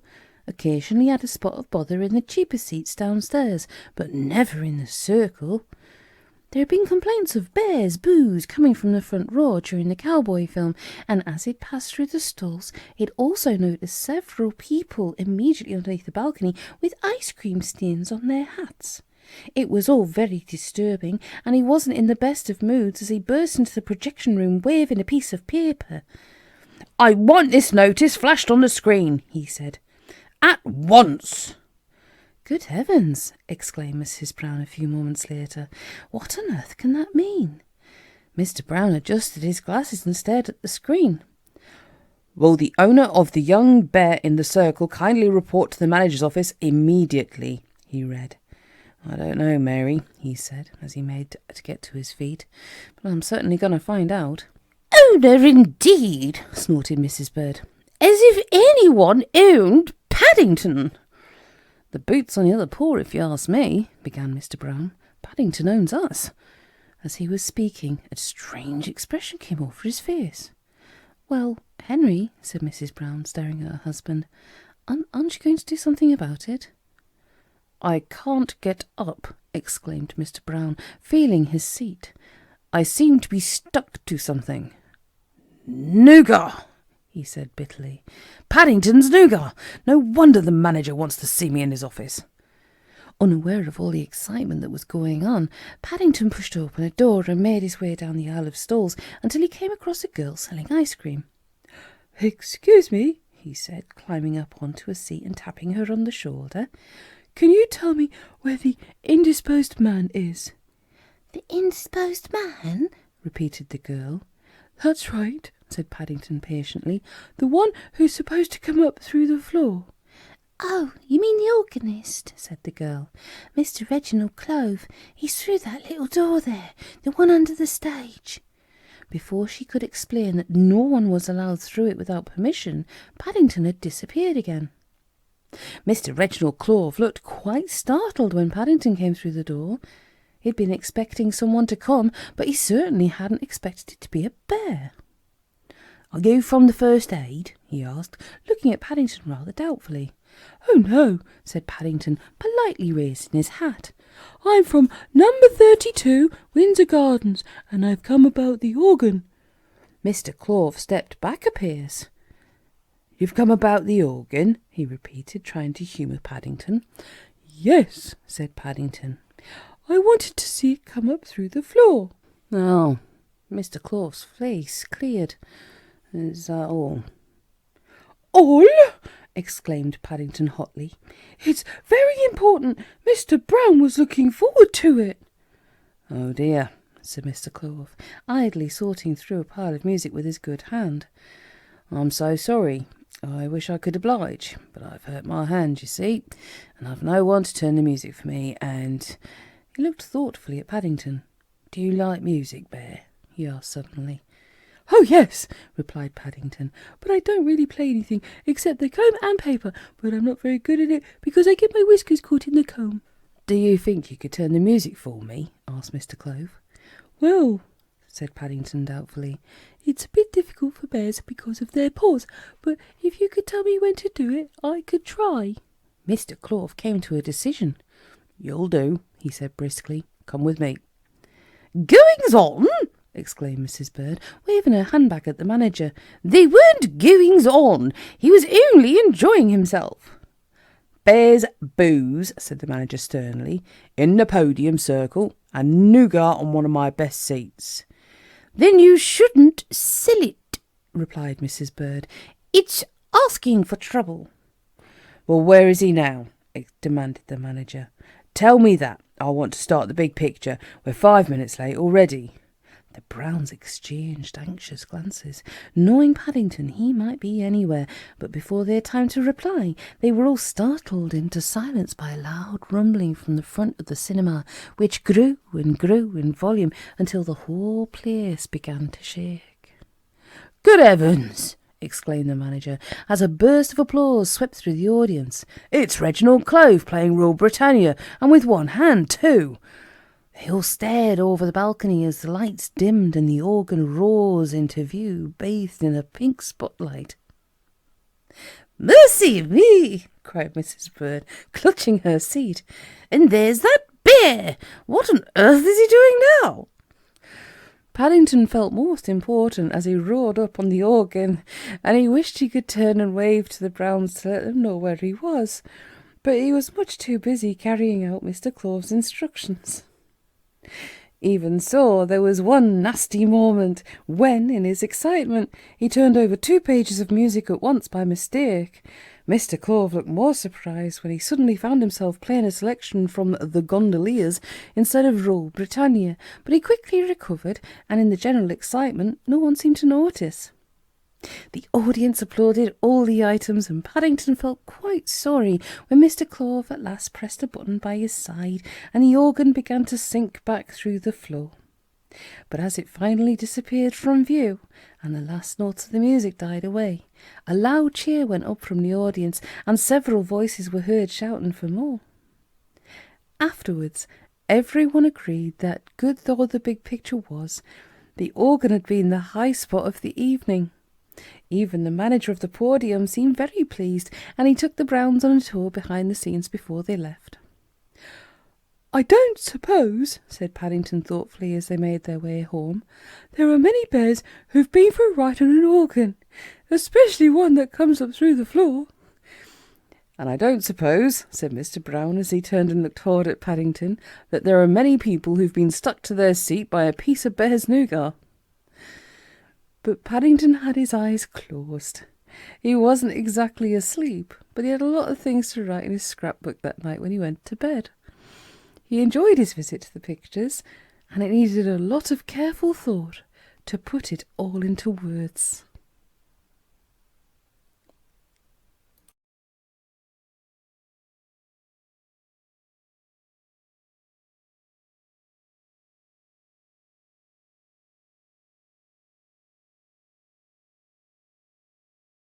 Chapter 5. Something nasty in the kitchen. 2 days? Exclaimed Mrs. Brown, staring at Dr. McAndrew in horror. Do you mean to say we've to stay in bed for 2 whole days? Aye, said Dr. McAndrew. There's a nasty wee bug going the rounds, and if you don't, I'll no be responsible for the consequences. But Mrs. Bird's away until tomorrow, said Mrs. Brown, and so are Jonathan and Judy, and that only leaves Paddington. 2 days, repeated Dr. McAndrew as he snapped his bag shut, and not a moment less. The house'll no fall down at that time. There's one thing, he added as he paused at the door and stared at Mr. and Mrs. Brown with a twinkle in his eye. Whatever else happens, he'll no die of starvation. Yon wee bird's very fond of his insides. With that, he went downstairs to tell Paddington the news.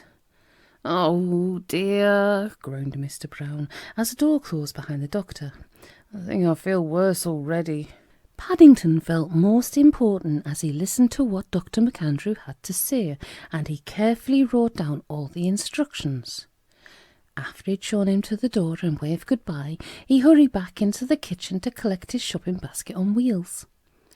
Usually with Paddington, shopping in the market was a very leisurely affair. He liked to stop and have a chat with the various traders on the Portobello Road, where he was a well-known figure. To have Paddington's custom was considered to be something of an honour, as he had a very good eye for a bargain. But on this particular morning, he hardly had time even to call in at the baker's for his morning supply of buns. It was early, and Mr. Gruber hadn't yet opened his shutters, so Paddington wrapped one of the hot buns in a piece of paper, wrote a message on the outside saying who it was from, and explaining he wouldn't be along for 11's that morning, and then pushed it through the letterbox. Having finished the shopping and then been to the chemist with Dr. McAndrew's prescription, Paddington made his way quickly back to number 32 Winter Gardens. It wasn't often Paddington had a chance to lend a paw around the house, let alone cook the dinner, and he was looking forward to it. In particular, there was a new feather duster of Mrs. Bird's he'd had his eye on for several days, and which he was anxious to test. I must say, Paddington looks very professional in that old apron of Mrs. Bird's, said Mrs. Brown later that morning. She sat up in bed, holding a cup and saucer. And it was kind of him to bring us a cup of coffee. Very kind, agreed Mr. Brown, but I rather wish he hadn't brought all these sandwiches as well. They are rather thick, agreed Mrs. Brown, looking at one doubtfully. He said they were emergency ones. Not quite sure what he meant by that. I do hope nothing's wrong. I don't like the sound of it, said Mr. Brown. There have been several nasty silences this morning, as if something was going on. He sniffed. And there seems to be a strong smell of burnt feathers coming from somewhere. Well, you'd better eat them, Henry, warned Mrs. Brown. He used some of his special marmalade from the cut-price grocer, and I'm sure they're meant to be a treat. You'll never hear the last of it if you leave any. Yes, but 6, grumbled Mr. Brown. I'm not even very keen on marmalade, and at 12 o'clock in the morning. I shan't want any lunch. He looked thoughtfully at the window and then at the plate of sandwiches again. No, Henry, said Mrs. Brown, reading his thoughts. You're not giving any to the birds. I don't suppose they like marmalade. Anyway, she added, Paddington did say something about lunch being late, so you may be glad of them. She looked wistfully at the door. All the same, I wish I could see what's going on. It's not knowing that's the worst part. He had flour all over his whiskers when he came up just now. If you ask me, said Mr. Brown, you're probably much better off being in the dark. He took a long drink from his cup and then jumped up in bed spluttering. Henry, dear, exclaimed Mrs. Brown, do be careful. You'll have coffee all over the sheets. Coffee? Yelled Mr. Brown. Did you say this was coffee? I didn't, dear, said Mrs. Brown mildly. Paddington did. She took a sip from her own cup and then made a wry face. It has got rather an unusual taste. Unusual? Exclaimed Mr. Brown. It tastes like nothing on earth. He glared at his cup and then poked at it gingerly with a spoon. It's got some funny green things floating in it too, he exclaimed. Have a marmalade sandwich, said Mrs. Brown.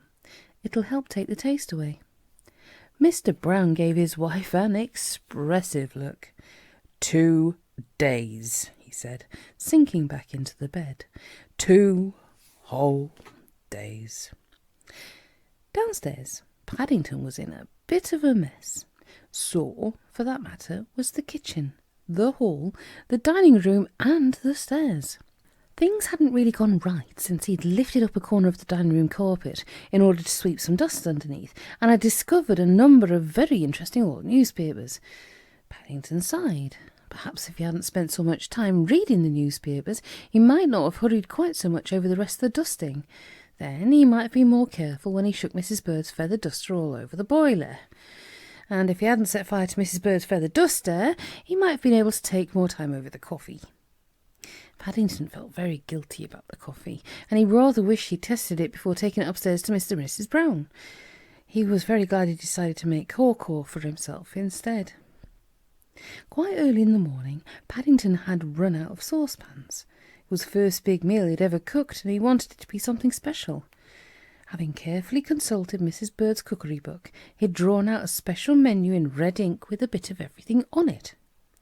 But by the time he'd put the stew to boil in one big saucepan, the potatoes in another saucepan, the peas in a third, the Brussels sprouts in yet another, and used at least 4 more for mixing operations, there was really only the electric kettle left in which to put the cabbage. Unfortunately, in his haste to make the coffee, Paddington had completely forgotten to take the cabbage out again. Now he was having trouble with the dumplings. Paddington was very keen on stew, especially when it was served with dumplings, but he was beginning to wish he'd decided to cook something else for lunch. Even now he wasn't quite sure what had gone wrong. He had looked up the chapter on dumplings in Mrs. Bird's cookery book and followed the instructions most carefully, putting 2 pots of flour to 1 pot of suet and then adding milk before stirring the whole lot together. But somehow, instead of the mixture turning into neat balls, as it showed in the coloured picture, it had gone all runny. Then, when he'd added more flour and suet, it had gone lumpy instead and stuck to his fur, so that he'd had to add more milk and then more flour and suet until he had a huge mountain of dumpling mixture in the middle of the kitchen table. All in all, he decided, it just wasn't his day. He wiped his paws carefully on Mrs. Bird's apron and, after looking around in vain for a large enough bowl, scraped the dumpling mixture into his hat. It was a lot heavier than he had expected, and he had a job lifting it up onto the stove. It was even more difficult putting the mixture into the stew, as it kept sticking to his paws, and as fast as he got it off with one paw, it stuck to the other. In the end, he had to sit on the draining board and use the broom handle. Paddington wasn't very impressed with Mrs. Bird's cookery book. The instructions seemed all wrong. Not only had the dumplings been difficult to make, but the ones they showed in the picture were much too small. They weren't a bit like the ones Mrs. Bird usually served. Even Paddington rarely managed more than 2 of Mrs. Bird's dumplings. Having scraped the last of the mixture off his paws, Paddington pushed the saucepan lid hard down and scrambled clear. The steam from the saucepan had made his fur go soggy, and he sat in the middle of the floor for several minutes getting his breath back and mopping his brow with an old dishcloth. It was while he was sitting there, scraping the remains of the dumplings out of his hat and licking the spoon, that he felt something move behind him. Not only that, but out of the corner of his eye he could see a shadow on the floor which definitely hadn't been there a moment before. Paddington sat very still, holding his breath and listening. It wasn't so much of a noise as a feeling, and it seemed to be creeping nearer and nearer, making a soft swishing noise as it came. Paddington felt his fur begin to stand on end as there came the sound of a slow plop, plop, plop across the kitchen floor. And then, just as he was summoning up enough courage to look over his shoulder, there was a loud crash from the direction of the stove. Without waiting to see what it was, Paddington pulled his hat down over his head and ran, slamming the door behind him. He arrived in the hall just as there was a loud knock on the front door, and to his relief he heard a familiar voice call his name through the letterbox. I got your message, Mr. Brown, about not being able to come for 11s this morning, began Mr. Gruber as Paddington opened the door. And I just thought I would call round to see if there's anything I could do. His voice trailed away as he stared at Paddington. Why, Mr. Brown, he exclaimed, you're all white. Is anything the matter? Don't worry, Mr. Gruber, cried Paddington, waving his paws in the air. It's only some of Mrs. Bird's flour. I'm afraid I can't raise my hat because it's stuck down with dumpling mixture, but I'm very glad you've come because there's something nasty in the kitchen. Something nasty in the kitchen? Echoed Mr. Gruber. What sort of thing? I don't know, said Paddington, struggling with his hat, but it's got a shadow and it's making funny noise. Mr. Gruber looked round nervously for something to defend himself with. We'll soon see about that, he said, taking a warming pan off the wall. Paddington led the way back to the kitchen and then stood to one side by the door. Afternoon, Mr. Gruber, he said politely. Thank you, Mr. Brown, said Mr. Gruber doubtfully. He grasped the warming pan firmly in both hands and then kicked open the door. Come out, he cried, whoever you are. I don't think it's a who, Mr. Gruber, said Paddington, peering round the door. It's a what? Good heavens, exclaimed Mr. Gruber, staring at the sight which met his eyes. What has been going on? Over most of the kitchen there was a thin film of flour. There was flour on the table, in the sink, on the floor, in fact over practically everything. But it wasn't the general state of the room which made Mr. Gruber cry out with surprise.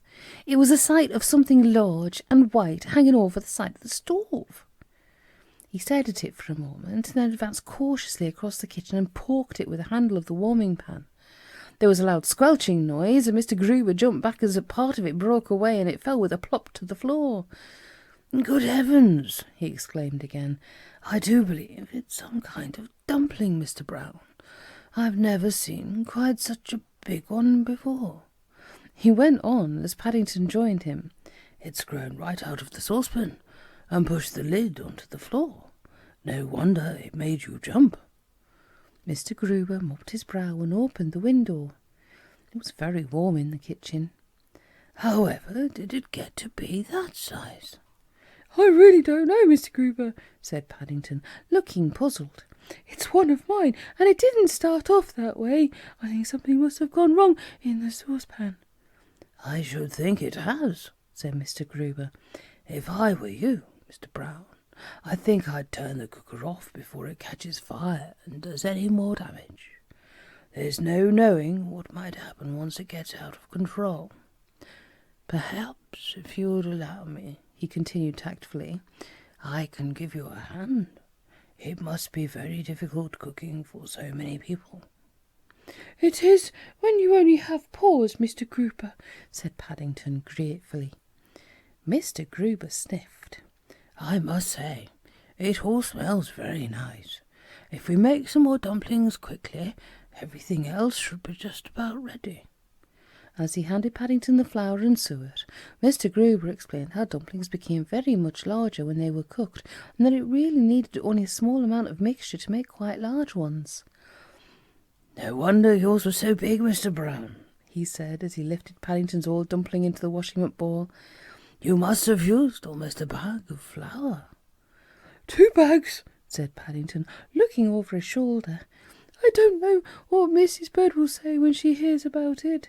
"Perhaps if we buy her some more," said Mr. Gruber as he staggered into the garden with the ball, "she won't mind so much."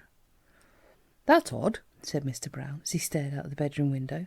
"There's a big white thing suddenly appeared in the garden, just behind the nasturtiums." "Nonsense, Henry," said Mrs. Brown. "You must be seeing things." "I'm not," said Mr. Brown, rubbing his glasses and taking another look. "It's all white and shapeless and it looks horrible. Mr. Curry's seen it too. He's peering over the fence at it now. Do you know what it is, Paddington?" "A big white thing, Mr. Brown," repeated Paddington vaguely, joining him at the window. "Perhaps it's a snowball." "In summer," said Mr. Brown suspiciously. "Henry," said Mrs. Brown, "do come away from there and decide what you're having for lunch. Paddington's gone to a lot of trouble writing out a menu for us." Mr. Brown took a large sheet of drawing paper from his wife, and his face brightened as he studied it. It said, "Menu. Soup. Fish, omelettes, roast beef, stew with dumplings, potatoes, Brussels sprouts and peas, cabbage and gravy, marmalade and custard, and coffee." "How nice!" exclaimed Mr. Brown when he'd finished reading it. "And what a good idea putting pieces of vegetable inside as illustration. I've never seen that done before."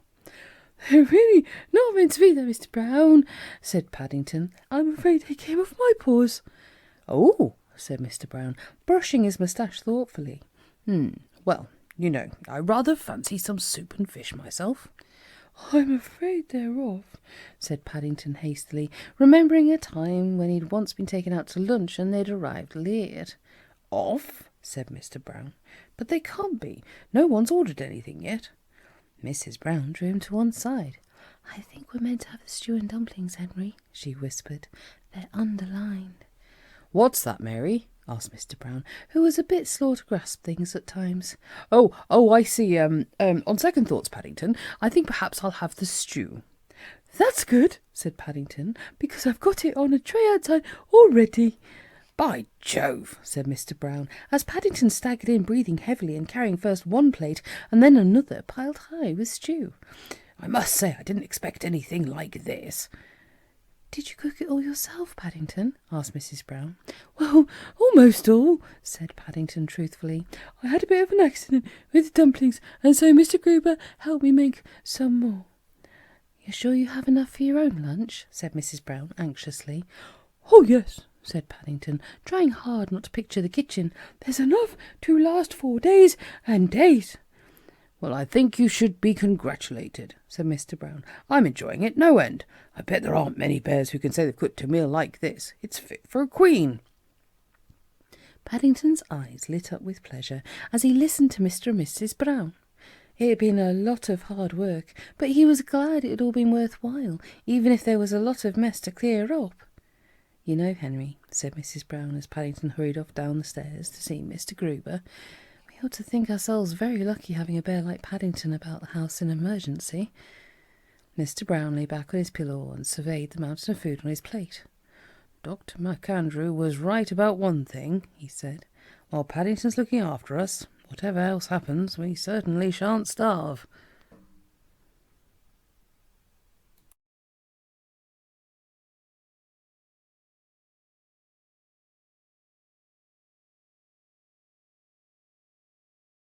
Chapter 6. Trouble at the Laundrette. The green front door of number 32 Windsor Gardens slowly opened and some whiskers and 2 black ears poked out through the gap. They turned first to the right, then to the left, and then suddenly disappeared from view again. A few seconds later, the quiet of the morning was broken by a strange trundling noise, followed by a series of loud bumps as Paddington lowered Mr. Brown's wheelbarrow down the steps and onto the pavement. He peered up and down the street once more and then hurried back indoors. Paddington made a number of journeys back and forth between the house and the wheelbarrow, and each time he came through the front door he was carrying a large pile of things in his paws. There were clothes, sheets, pillowcases, towels, several tablecloths, not to mention a number of old jerseys belonging to Mr. Curry, all of which he carefully placed in the barrow. Paddington was pleased there was no one about. He felt sure that neither the Browns nor Mr. Curry would approve if they knew he was taking their washing to the laundrette in a wheelbarrow. But an emergency had arisen, and Paddington wasn't the sort of bear who allowed himself to be beaten by trifles. Paddington had had a busy time, what with one thing and another. Mrs. Bird was due back shortly before lunch, and there had been a lot of clearing up to do. He had spent most of the early part of the morning going round the house with what was left of her feather duster, getting rid of flour stains from the previous day's cooking, and generally making everything neat and tidy. It was while he had been dusting the mantelpiece in the dining room that he'd suddenly come across a small pile of money and one of Mrs. Bird's notes. Mrs. Bird often left notes about the house reminding people to do certain things. This one was headed laundry, and it was heavily underlined. Not only did it say that the Browns' laundry was due to be collected that very day, but it also had a postscript on the end saying that Mr. Curry had arranged to send some things as well, and would they please be collected. Paddington hurried round as fast as he could, but it still took him some while to gather together all the Browns' washing, and having to fetch Mr. Curry's had delayed things even more. He'd been so busy making out a list of all the things that he'd quite failed to hear the knock at the front door, and had arrived there just in time to see the laundry van disappearing down the road. Paddington had run after it, shouting and waving his paws, but either the driver hadn't seen him or he hadn't wanted to, for the van had turned a corner before he was even halfway down Windsor Gardens. It was while he was sitting on the pile of washing in the hall, trying to decide what to do next and how to explain it all to Mrs. Bird, that the idea of the laundrette had entered Paddington's mind. In the past, Mr. Gruber had often spoken to him on the subject of laundrettes. Mr. Gruber took his own washing along to one every Wednesday evening when they stayed open late. "And very good it is too, Mr. Brown," he was fond of saying. "You simply put the clothes into a big machine and then sit back while it does all the work for you. You meet some interesting people as well. I've had many a nice chat, and if you don't want to chat, you can always watch the washing going round and round inside the machine." Mr. Gruber always made it sound most interesting, and Paddington had often wanted to investigate the matter. The only difficulty, as far as he could see, was getting all the laundry there in the first place. The Browns always had a lot of washing, far too much to go into a shopping basket on wheels, and the laundrette was some way away at the top of the hill. In the end, Mr. Brown's wheelbarrow had seemed the only answer to the problem. But now that he had finished loading it and was about to set off, Paddington looked at it rather doubtfully. He could only just reach the handles with his paws, and when he tried to lift the barrow, it was much heavier than he had expected. Added to that, there was such a pile of washing on board, he couldn't see round the sides, let alone over the top, which made the pushing most difficult. To be on the safe side, he tied a handkerchief to the end of an old broomstick, which he stuck in the front of the barrow to let people know he was coming. Paddington had often seen the same thing done on lorries when they had a heavy load, and he didn't believe in taking any chances. Quite a number of people turned to watch Paddington's progress as he made his way slowly up the long hill. Several times he got the wheel caught in a drain and had to be helped out by a kindly passer-by, and at one point, when he had to cross a busy street, a policeman held up all the traffic for him. Paddington thanked him very much and raised his hat to all the waiting cars and buses, which tooted their horns in reply. It was a hot day, and more than once he had to stop and mop his brow with the pillowcase, so that he wasn't at all sorry when he rounded a corner and found himself outside the laundrette. He sat down on the edge of the pavement for a few minutes in order to get his breath back, and when he got up again he was surprised to find a rusty old bicycle wheel lying on top of the washing. "I expect someone thought you were a rag and bone bear," said the stout motherly lady in charge of the laundrette, who came outside to see what was going on. "Rag and bone bear!" exclaimed Paddington hotly. He looked most offended. "I'm not a rag and bone bear. I'm a laundry bear." The lady listened while Paddington explained what he had come for, and at once called out one of the other assistants to give him a hand up the steps with his barrow. "I suppose you're doing it for the whole street?" she asked as she viewed the mountain of washing. "Oh, no," said Paddington, waving his paw vaguely in the direction of Windsor Gardens. "It's for Mrs. Bird." "Mrs. Bird?" repeated the stout lady, looking at Mr. Curry's jerseys and some old gardening socks of Mr. Brown's, which were lying on top of the pile. She opened her mouth as if she were about to say something, but closed it again hurriedly when she saw Paddington staring at her. "I'm afraid you'll need 4 machines for all this lot," she said briskly, as she went behind the counter. "It's a good job it's not one of our busy mornings. I'll put you in the ones at the end, 11, 12, 13 and 14. Then you'll be out of the way." She looked at Paddington. "Do you know how to work them?" "I think so," said Paddington, trying hard to remember all that Mr. Grouper had told him. "Well, if you get into any trouble, the instructions are on the wall." The lady handed Paddington 8 little plastic tubs full of powder. "Here's a soap powder," she continued. "That's 2 tubs for each machine. You tip 1 tub full in a hole at the top each time a red light comes on. That'd be £4, please." Paddington counted out Mrs. Bird's money, and after thanking the lady, began trundling his barrow along to the other end of the room. As he steered his barrow in and out of people's feet, he looked around the laundrette with interest. It was exactly as Mr. Gruber had described it to him. The washing machines, all white and gleaming, were in a line around the walls, and in the middle of the room were 2 long rows of chairs. The machines had glass portholes in their doors, and Paddington peered through several of them as he went past and watched the washing going round and round in a flurry of soapy water. By the time he reached the end of the room, he felt quite excited and was looking forward to having a go with the Browns' washing. Having climbed up on one of the chairs and examined the instructions on the wall, Paddington tipped his laundry out onto the floor and began sorting it into 4 piles, putting Mr. Curry's jerseys on one machine and all the Browns' washing into the other 3. But although he'd read the instructions most carefully, Paddington soon began to wish Mr. Gruber was there to advise him. First of all, there was the matter of a knob on the front of each machine. It was marked hot wash and warm wash, and Paddington wasn't at all sure about it. But being a bear who believed in getting his money's worth, he decided to turn them all to hot. And then there was the question of the soap. Having 4 machines to look after made things very difficult, especially as you had to climb up on a chair each time in order to put it in. No sooner had a red light gone out on one machine than another lit up, and Paddington spent the first 10 minutes rushing between the 4 machines, pouring soap through holes as fast as he could. There was a nasty moment when he accidentally poured some soap into number 10 by mistake, and all the water bubbled up over the side. But the lady whose machine it was very nice about it, and explained that she'd already put 2 lots in. Paddington was glad when at long last all the red lights went out, and he was able to sit back on one of the seats and rest his paws. He sat there for some time while watching the washing being gently tossed around and round, but it was such a nice soothing motion, and he felt so tired after his labours that in no time he dropped off to sleep. Suddenly he was brought back to life by the sound of a commotion and by someone poking him. It was the stout lady in charge, and she was staring at one of Paddington's machines. "What you got in number 14? she demanded. "Number 14? Paddington thought for a moment, and then consulted his laundry list. "I think I put some jerseys in there," he said. The stout lady raised her hands in horror. "Oh, else!" she cried, calling to one of her assistants. "There's a young bear he's put his jerseys in number 14 by mistake." "What?" cried Paddington. "I didn't put them in by mistake. I did it on purpose. Besides," he said, looking most worried at the expression on the lady's face, "they're not my jerseys. They're Mr. Curry's." "Well, whoever they belong to," said the lady as she hurriedly switched off the machine, "I hope he's long and thin."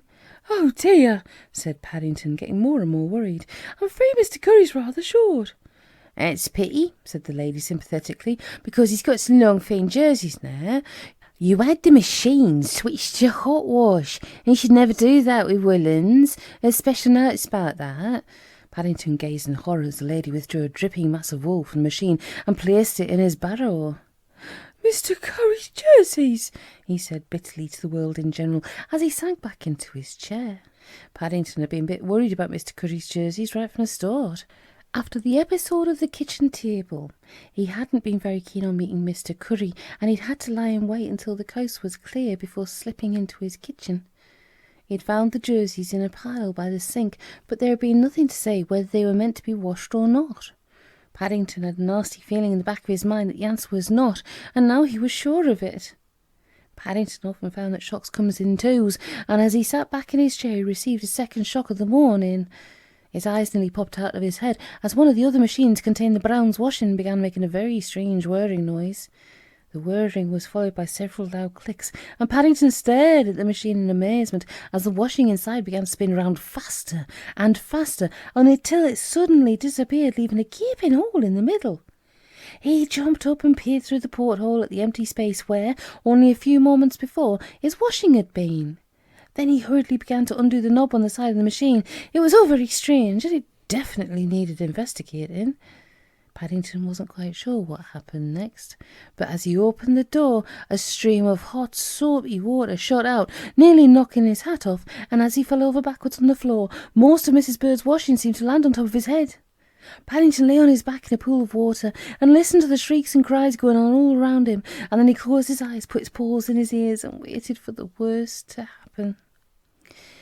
"I think they've been having trouble with the laundrette," said Mrs. Bird. "When I came past in the bus just now, there was quite a crowd outside and water running out of the door, not to mention bubbles everywhere."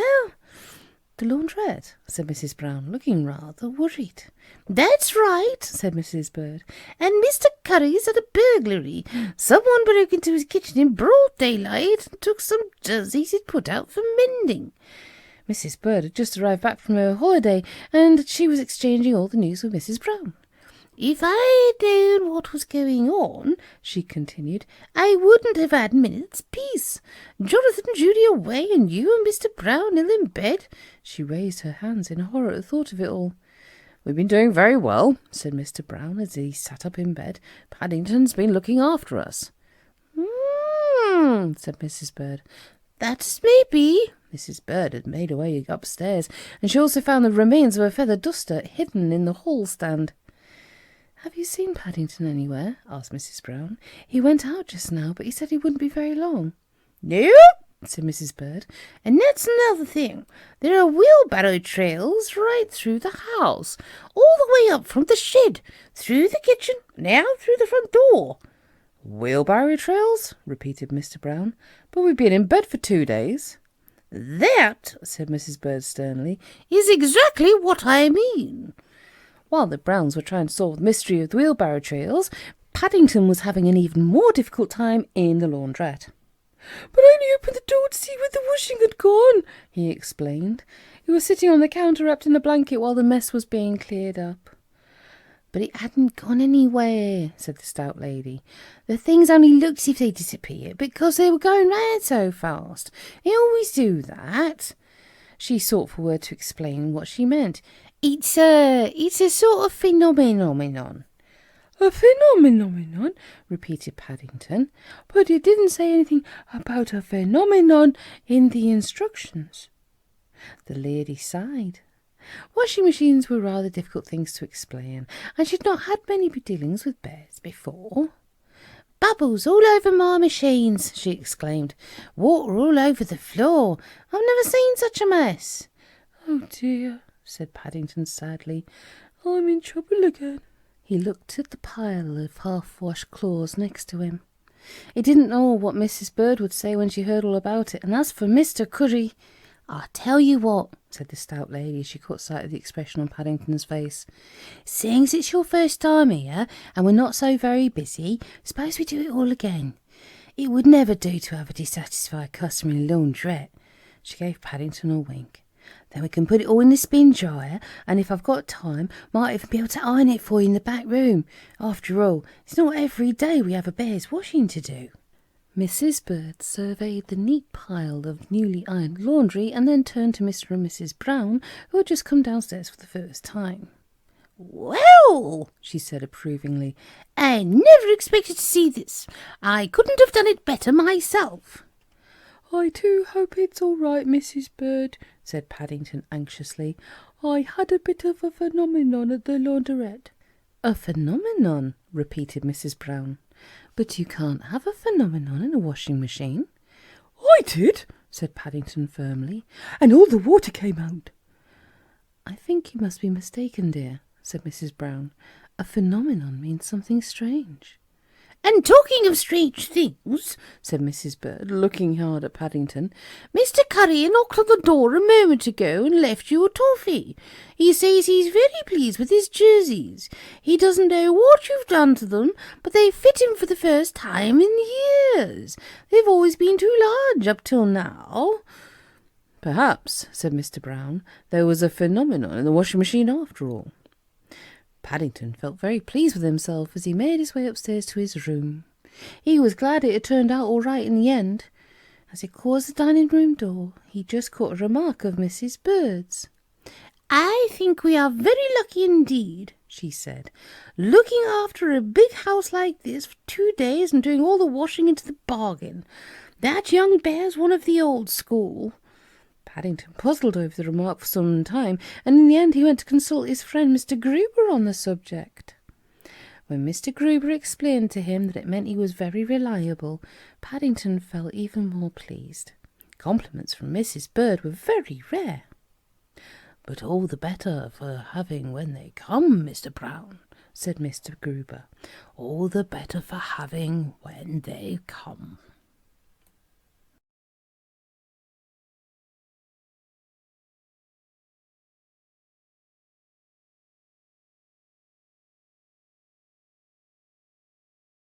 Paddington Helps Out by Michael Bond. Chapter 7. Paddington Dines Out. "I vote," said Mr. Brown, "that we celebrate the occasion by visiting a restaurant. All those in favour, say aye." Mr. Brown's suggestion had a mixed reception. Jonathan and Judy called out aye at once. Mrs. Brown looked rather doubtful, and Mrs. Bird kept her eyes firmly on her knitting. "Do you think it wise, Henry?" said Mrs. Brown. "You know what Paddington's like when we take him out. Things happen." "It is his birthday," said Mr. Brown. "And his anniversary," said Judy. "Well, sort of." The Browns were holding a council of war. It was Paddington's summer birthday. Being a bear, Paddington had 2 birthdays every year, one at Christmas and the other in midsummer. That apart, he had now been with the Browns for a little over a year, and it had been decided to celebrate the 2 occasions at the same time. "After all, we ought to do something," said Mr. Brown, playing his trump card. "If we hadn't seen him that day on Paddington Station, we might never have met him, and goodness knows where he would have ended up." The Browns were silent for a moment as they considered the awful possibility of never having met Paddington. "I must say," remarked Mrs. Bird in a voice which really decided the matter, "the house would not be the same without him." "That settles it," said Mr. Brown. "I'll ring the Porchester right away and reserve a table for tonight." "Oh, Henry," exclaimed Mrs. Brown, "not the Porchester. That's such an expensive place." Mr. Brown waved his hand in the air. "Nothing but the best is good enough for Paddington," he said generously. "We'll invite Mr. Gruber as well, and make a real party of it. By the way," he continued, "where is Paddington? I haven't seen him for ages." "He was peering through the letterbox just now," said Mrs. Bird. "I think he was looking for the postman." Paddington liked birthdays. He didn't get many letters, only his catalogues and an occasional postcard from his Aunt Lucy in Peru. But today the mantelpiece in the dining room was already filled to overflowing with cards, and he was looking forward to some more arriving. There had been a card from each of the Browns, one from Mr. Gruber, and quite a surprising number from various people who lived in the neighbourhood. There was even an old one from Mr. Curry, which Mrs. Bird recognised as one Paddington had sent in the year before, but she had wisely decided not to point this out. Then there were all the parcels. Paddington was very keen on parcels, especially when they were well wrapped up with plenty of paper and string. In fact, he had done extremely well for himself, and the news that they were all going out that evening as well came as a great surprise. "Mind you," said Mrs. Brown, "you'll have to have a bath first." "A bath?" exclaimed Paddington. On my birthday?" Paddington looked most upset at the thought of having to have a bath on his birthday. "The Porchester is a very famous restaurant," explained Mrs. Brown. "Only the best people go there." And, despite his protests, he was sent upstairs that afternoon with a bath cube and some soap, and strict instructions not to come down again until he was clean. Excitement in the Browns' house mounted during the afternoon, and by the time Mr. Gruber arrived, looking self-conscious in an evening dress suit, which he hadn't worn for many years, it had reached fever pitch. I don't think I've ever been to the Porchester before, Mr. Brown, he whispered to Paddington in the hall. So that makes two of us. It'll be a nice change from cocoa and buns. Paddington became more and more excited on the journey to the restaurant. He always enjoyed seeing the sights of London, and even though it was summer, quite a few of them had already come on by the time he got there. He followed Mr. Brown up the steps of the restaurant and in through some large doors, giving the man who held them open a friendly wave of his paw. In the distance there was the sound of music, and as they all gathered inside the entrance in order to leave their courts at the cloakroom, Paddington looked around with interest at the chandeliers hanging from the ceiling and at the dozens of waiters gliding to and fro. "Here comes the head waiter," said Mr. Brown, as a tall, superior-looking man approached. "We've booked a table near the orchestra," he called. "In the name of Brown." The head waiter stared at Paddington. "Is the young, bear gentleman with you?" he asked, looking down his nose. "With us?" said Mr. Brown. "We're with him. It's his party." "Oh," said the man disapprovingly. "Then I'm afraid you cannot come in." "What?" exclaimed Paddington, amid a chorus of dismay. "But I went without a second helping at lunch, especially." "I'm afraid the young gentleman isn't wearing evening dress," explained the man. "Everyone at the Porchester has to wear evening dress." Paddington could hardly believe his ears, and he gave the man a hard stare. "Bears don't have evening dress," said Judy, squeezing his paw. "They have evening fur, and Paddington's has already been washed especially." The head waiter looked at Paddington doubtfully. Paddington had a very persistent stare when he liked, and some of the special ones his Aunt Lucy had taught him were very powerful indeed. He coughed. "I dare say," he said, "we might make an exception, just this once." He turned and led the way through the crowded restaurant, past tables covered with snowy white cloths and gleaming silver, towards a big round table near the orchestra. Paddington followed on close behind, and by the time they reached it, the man's neck had gone a funny shade of red. When they were all seated, the head waiter gave them each a huge card on which was printed a list of all the dishes. Paddington had to hold his with both paws, and he stared at it in amazement. "Well, Paddington," said Mr. Brown, "what would you like to start with? Soup? Hors d'oeuvres?" Paddington looked at his menu in disgust. He didn't think much of it at all. "I don't know what I would like, Mr. Brown," he said. "My program's full of mistakes, and I can't read it." "Mistakes?" The head waiter raised one eyebrow to its full height and looked at Paddington severely. "There is never a mistake on the Porchester menu."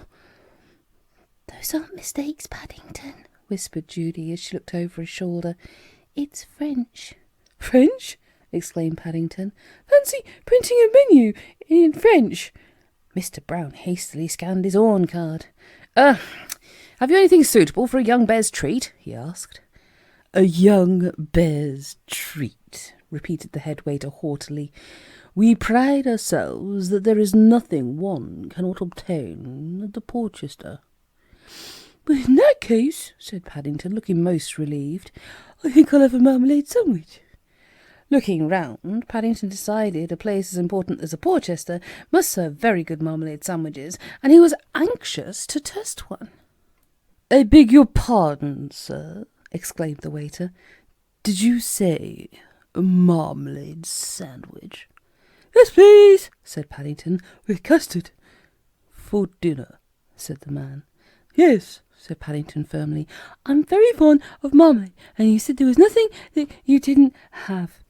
The man swallowed hard. In all his years at the Porchester, he'd never been asked for a marmalade sandwich before, particularly by a bear.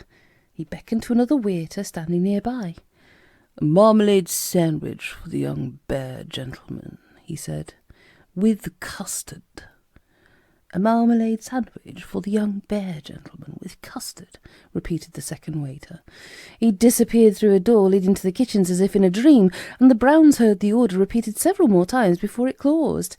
They looked around uneasily while they gave another waiter their own orders. There seemed to be some sort of commotion going on in the kitchen. Several times they heard raised voices, and once the door opened and a man in a chef's hat appeared round the corner and stared in their direction. "Perhaps, sir," said yet another waiter, as he wheeled a huge trolley laden with dishes towards the table, "you would care for some hors d'oeuvres while you wait?" "That's a sort of salad," Mr. Brown explained to Paddington. Paddington licked his whiskers. "It looks very good bargain," he said, staring at all the dishes. "I think perhaps I will."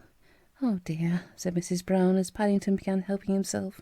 "You're not supposed to eat it from the trolley, Paddington." Paddington looked most disappointed as he watched the waiter serve the hors d'oeuvre. It wasn't really quite such good value as he thought, but by the time the man had finished piling his plate with vegetables and pickles, salad, and a pile of interesting-looking little silver onions, he began to change his mind again. Perhaps he decided he couldn't have managed the whole trolley full after all. While Mr. Brown gave the rest of the orders, soup for the others, followed by fish and a special omelette for Mr. Gruber, Paddington sat back and prepared to enjoy himself. "Would you like anything to drink, Paddington?" asked Mr. Brown. "No, thank you, Mr. Brown," said Paddington.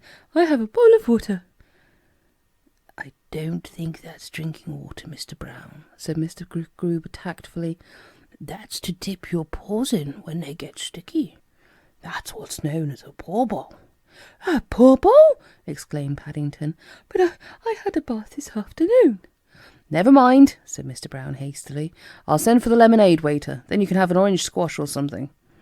Paddington was getting more and more confused. It was almost complicated, and he'd never seen so many waiters before. He decided to concentrate on eating for a bit. "Most enjoyable," said Mr. Gruber a few minutes later, when he'd finished his soup. "I shall look forward to my omelette now." He looked across the table at Paddington. "Are you enjoying your hors d'oeuvre, Mr. Brown?" "It's very nice, thank you, Mr. Gruber," said Paddington, staring down at his plate with a puzzled expression on his face. "But I think I've lost one of my onions." "You've what?" asked Mr. Brown. It was difficult to hear what Paddington was saying for the noise the orchestra was making. It had been playing quite sweetly up until a moment ago, but suddenly it started making a dreadful row. It was something to do with one of the saxophone players in the front row. He kept shaking his instrument, then trying to blow it, and all the while the conductor was staring at him. "My onion!" exclaimed Paddington. "I had 6 just now, and when I put my fork on one of them, it suddenly disappeared, and now I've only got 5. Mrs. Brown began to look more and more embarrassed as Paddington got down off his seat and began peering under the tables. "I do hope he finds it soon," she said. Everyone in the restaurant seemed to be looking in their direction, and if they weren't actually pointing, she knew they were talking about them. "Gosh!" exclaimed Jonathan suddenly. He pointed towards the orchestra. "There's Paddington's onion!" The Browns turned and looked at the orchestra. The saxophone player seemed to be having an argument with the conductor. "How can I be expected to play properly," he said bitterly, "when I've got an onion in my instrument, and I've a good idea where it came from too?" The conductor followed his gaze towards the Browns, who hurriedly looked the other way. "For heaven's sake, don't tell Paddington," said Mrs. Brown. "He'll only want it back." "Never mind," said Mr. Gruber, as the door leading to the kitchen opened. "I think my omelette is just coming." The Browns watched as a waiter entered bearing a silver dish, which he placed on a small spirit stove near their table. Mr. Gruber had ordered an omelette flambé, which meant it was set on fire just before it was served. "I don't know when I had one of those last," he said. "I'm looking forward to it." "I must say it looks very nice," said Mr. Brown, twirling his moustache thoughtfully. "I rather wish I'd ordered one myself now. Come along, Paddington," he called as the waiter set light to the pan. "Come and see Mr. Gruber's omelette. It's on fire." "What?" said Paddington, poking his head out from beneath the table. Mr. Gruber's omelette's on fire?" He stared in astonishment at the waiter as he bore the silver tray with its flaming omelette towards the table. "It's all right, Mr. Gruber," he called, waving his paws in the air. "I'm coming." Before the Browns could stop him, Paddington had grabbed his paw ball and had thrown the contents over the tray. There was a loud hissing noise, and before the astonished gaze of the waiter, Mr. Gruber's omelette slowly collapsed into a soggy mess at the bottom of the dish. Several people near the Browns applauded. "What's an unusual idea," said one of them, "having the cabaret act sit at one of the tables just like anyone else." One old gentleman in particular, who was sitting by himself at the next table, laughed no end. He had been watching Paddington intently for some time now, and he began slapping his knee with each new happening. "Crikey!" said Jonathan. "We're for it now!" He pointed towards a party of very important-looking people, led by the head waiter, who were approaching the Browns' table. They stopped a few feet away, and the head waiter pointed at Paddington. "That's the one," he said, "the one with the whiskers." The most important-looking man stepped forward. "I am the manager," he announced, "and I'm afraid I must ask you to leave. Throwing water over a waiter, putting onions in a saxophone, ordering marmalade sandwiches. You'll get the Porchester a bad name." Mr. and Mrs. Brown exchanged glances. "I've never heard of such a thing," said Mrs. Bird. "If that bear goes, we all go." "Hear, hear," echoed Mr. Gruber. "And if you go, I shall go too," came a loud voice from the next table. Everyone looked around as the old gentleman who had been watching the proceedings rose and waved a finger at the manager. "May I ask why this young bear is being asked to leave?" he boomed. The manager began to look even more worried, for the old gentleman was one of his best customers, and he didn't want to offend him. "It annoys the other diners," he said. "Nonsense!" boomed the old gentleman. "I'm one of the other diners, and I'm not annoyed. Best thing that's happened in years. Don't know when I've enjoyed myself so much." He looked down at Paddington. "I should like to shake you by the paw, bear. It's about time this place was livened up a bit." "Thank you very much," said Paddington, holding out his paw. He was a bit overawed by the old gentleman, and he wasn't at all sure what it was all about anyway. The old gentleman waved to the waiters and the manager to one side, and then turned to Mr. Brown. "I'd better introduce myself," he said. "I'm Sir Huntley Martin, the Marmalade King. I've been in marmalade for 50 years, he boomed, and been coming here for 30. Never heard anyone ask for a marmalade sandwich before. Does me old heart good." Paddington looked most impressed. "Fancy being in marmalade for 50 years!" he exclaimed. "I hope you'll allow me to join you," said Sir Huntley. "I've done a good many things in my life, but I don't think I've ever been to a bear's birthday party before."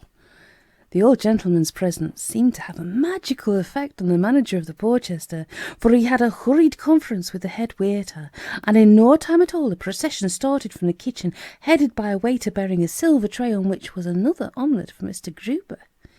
Even the head waiter allowed himself a smile, and he gave Paddington a special autographed menu to take away as a souvenir, and promised that in future there would always be a special section for marmalade sandwiches.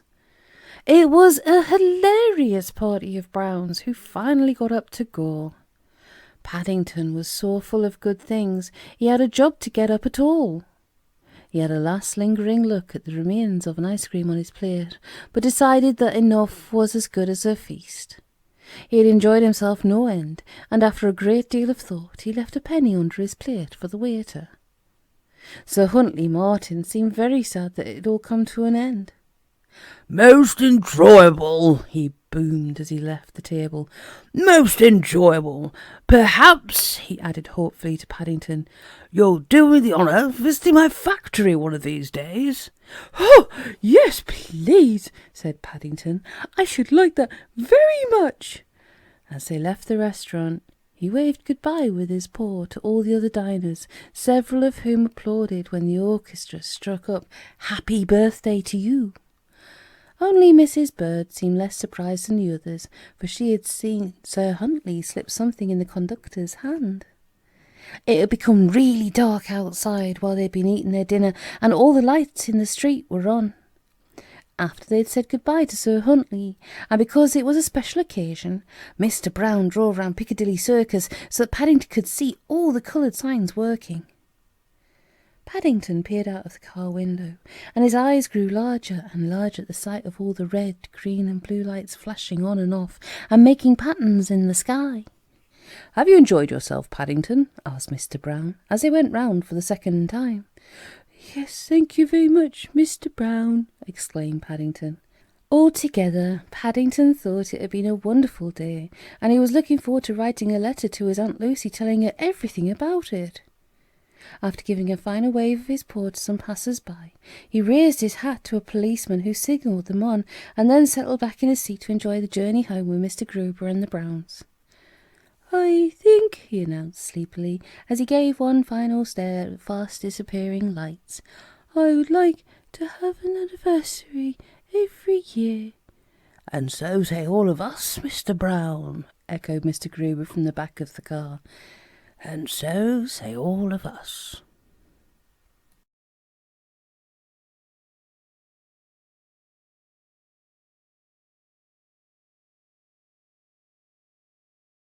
Thank you for listening to another audiobook from Ink Reads.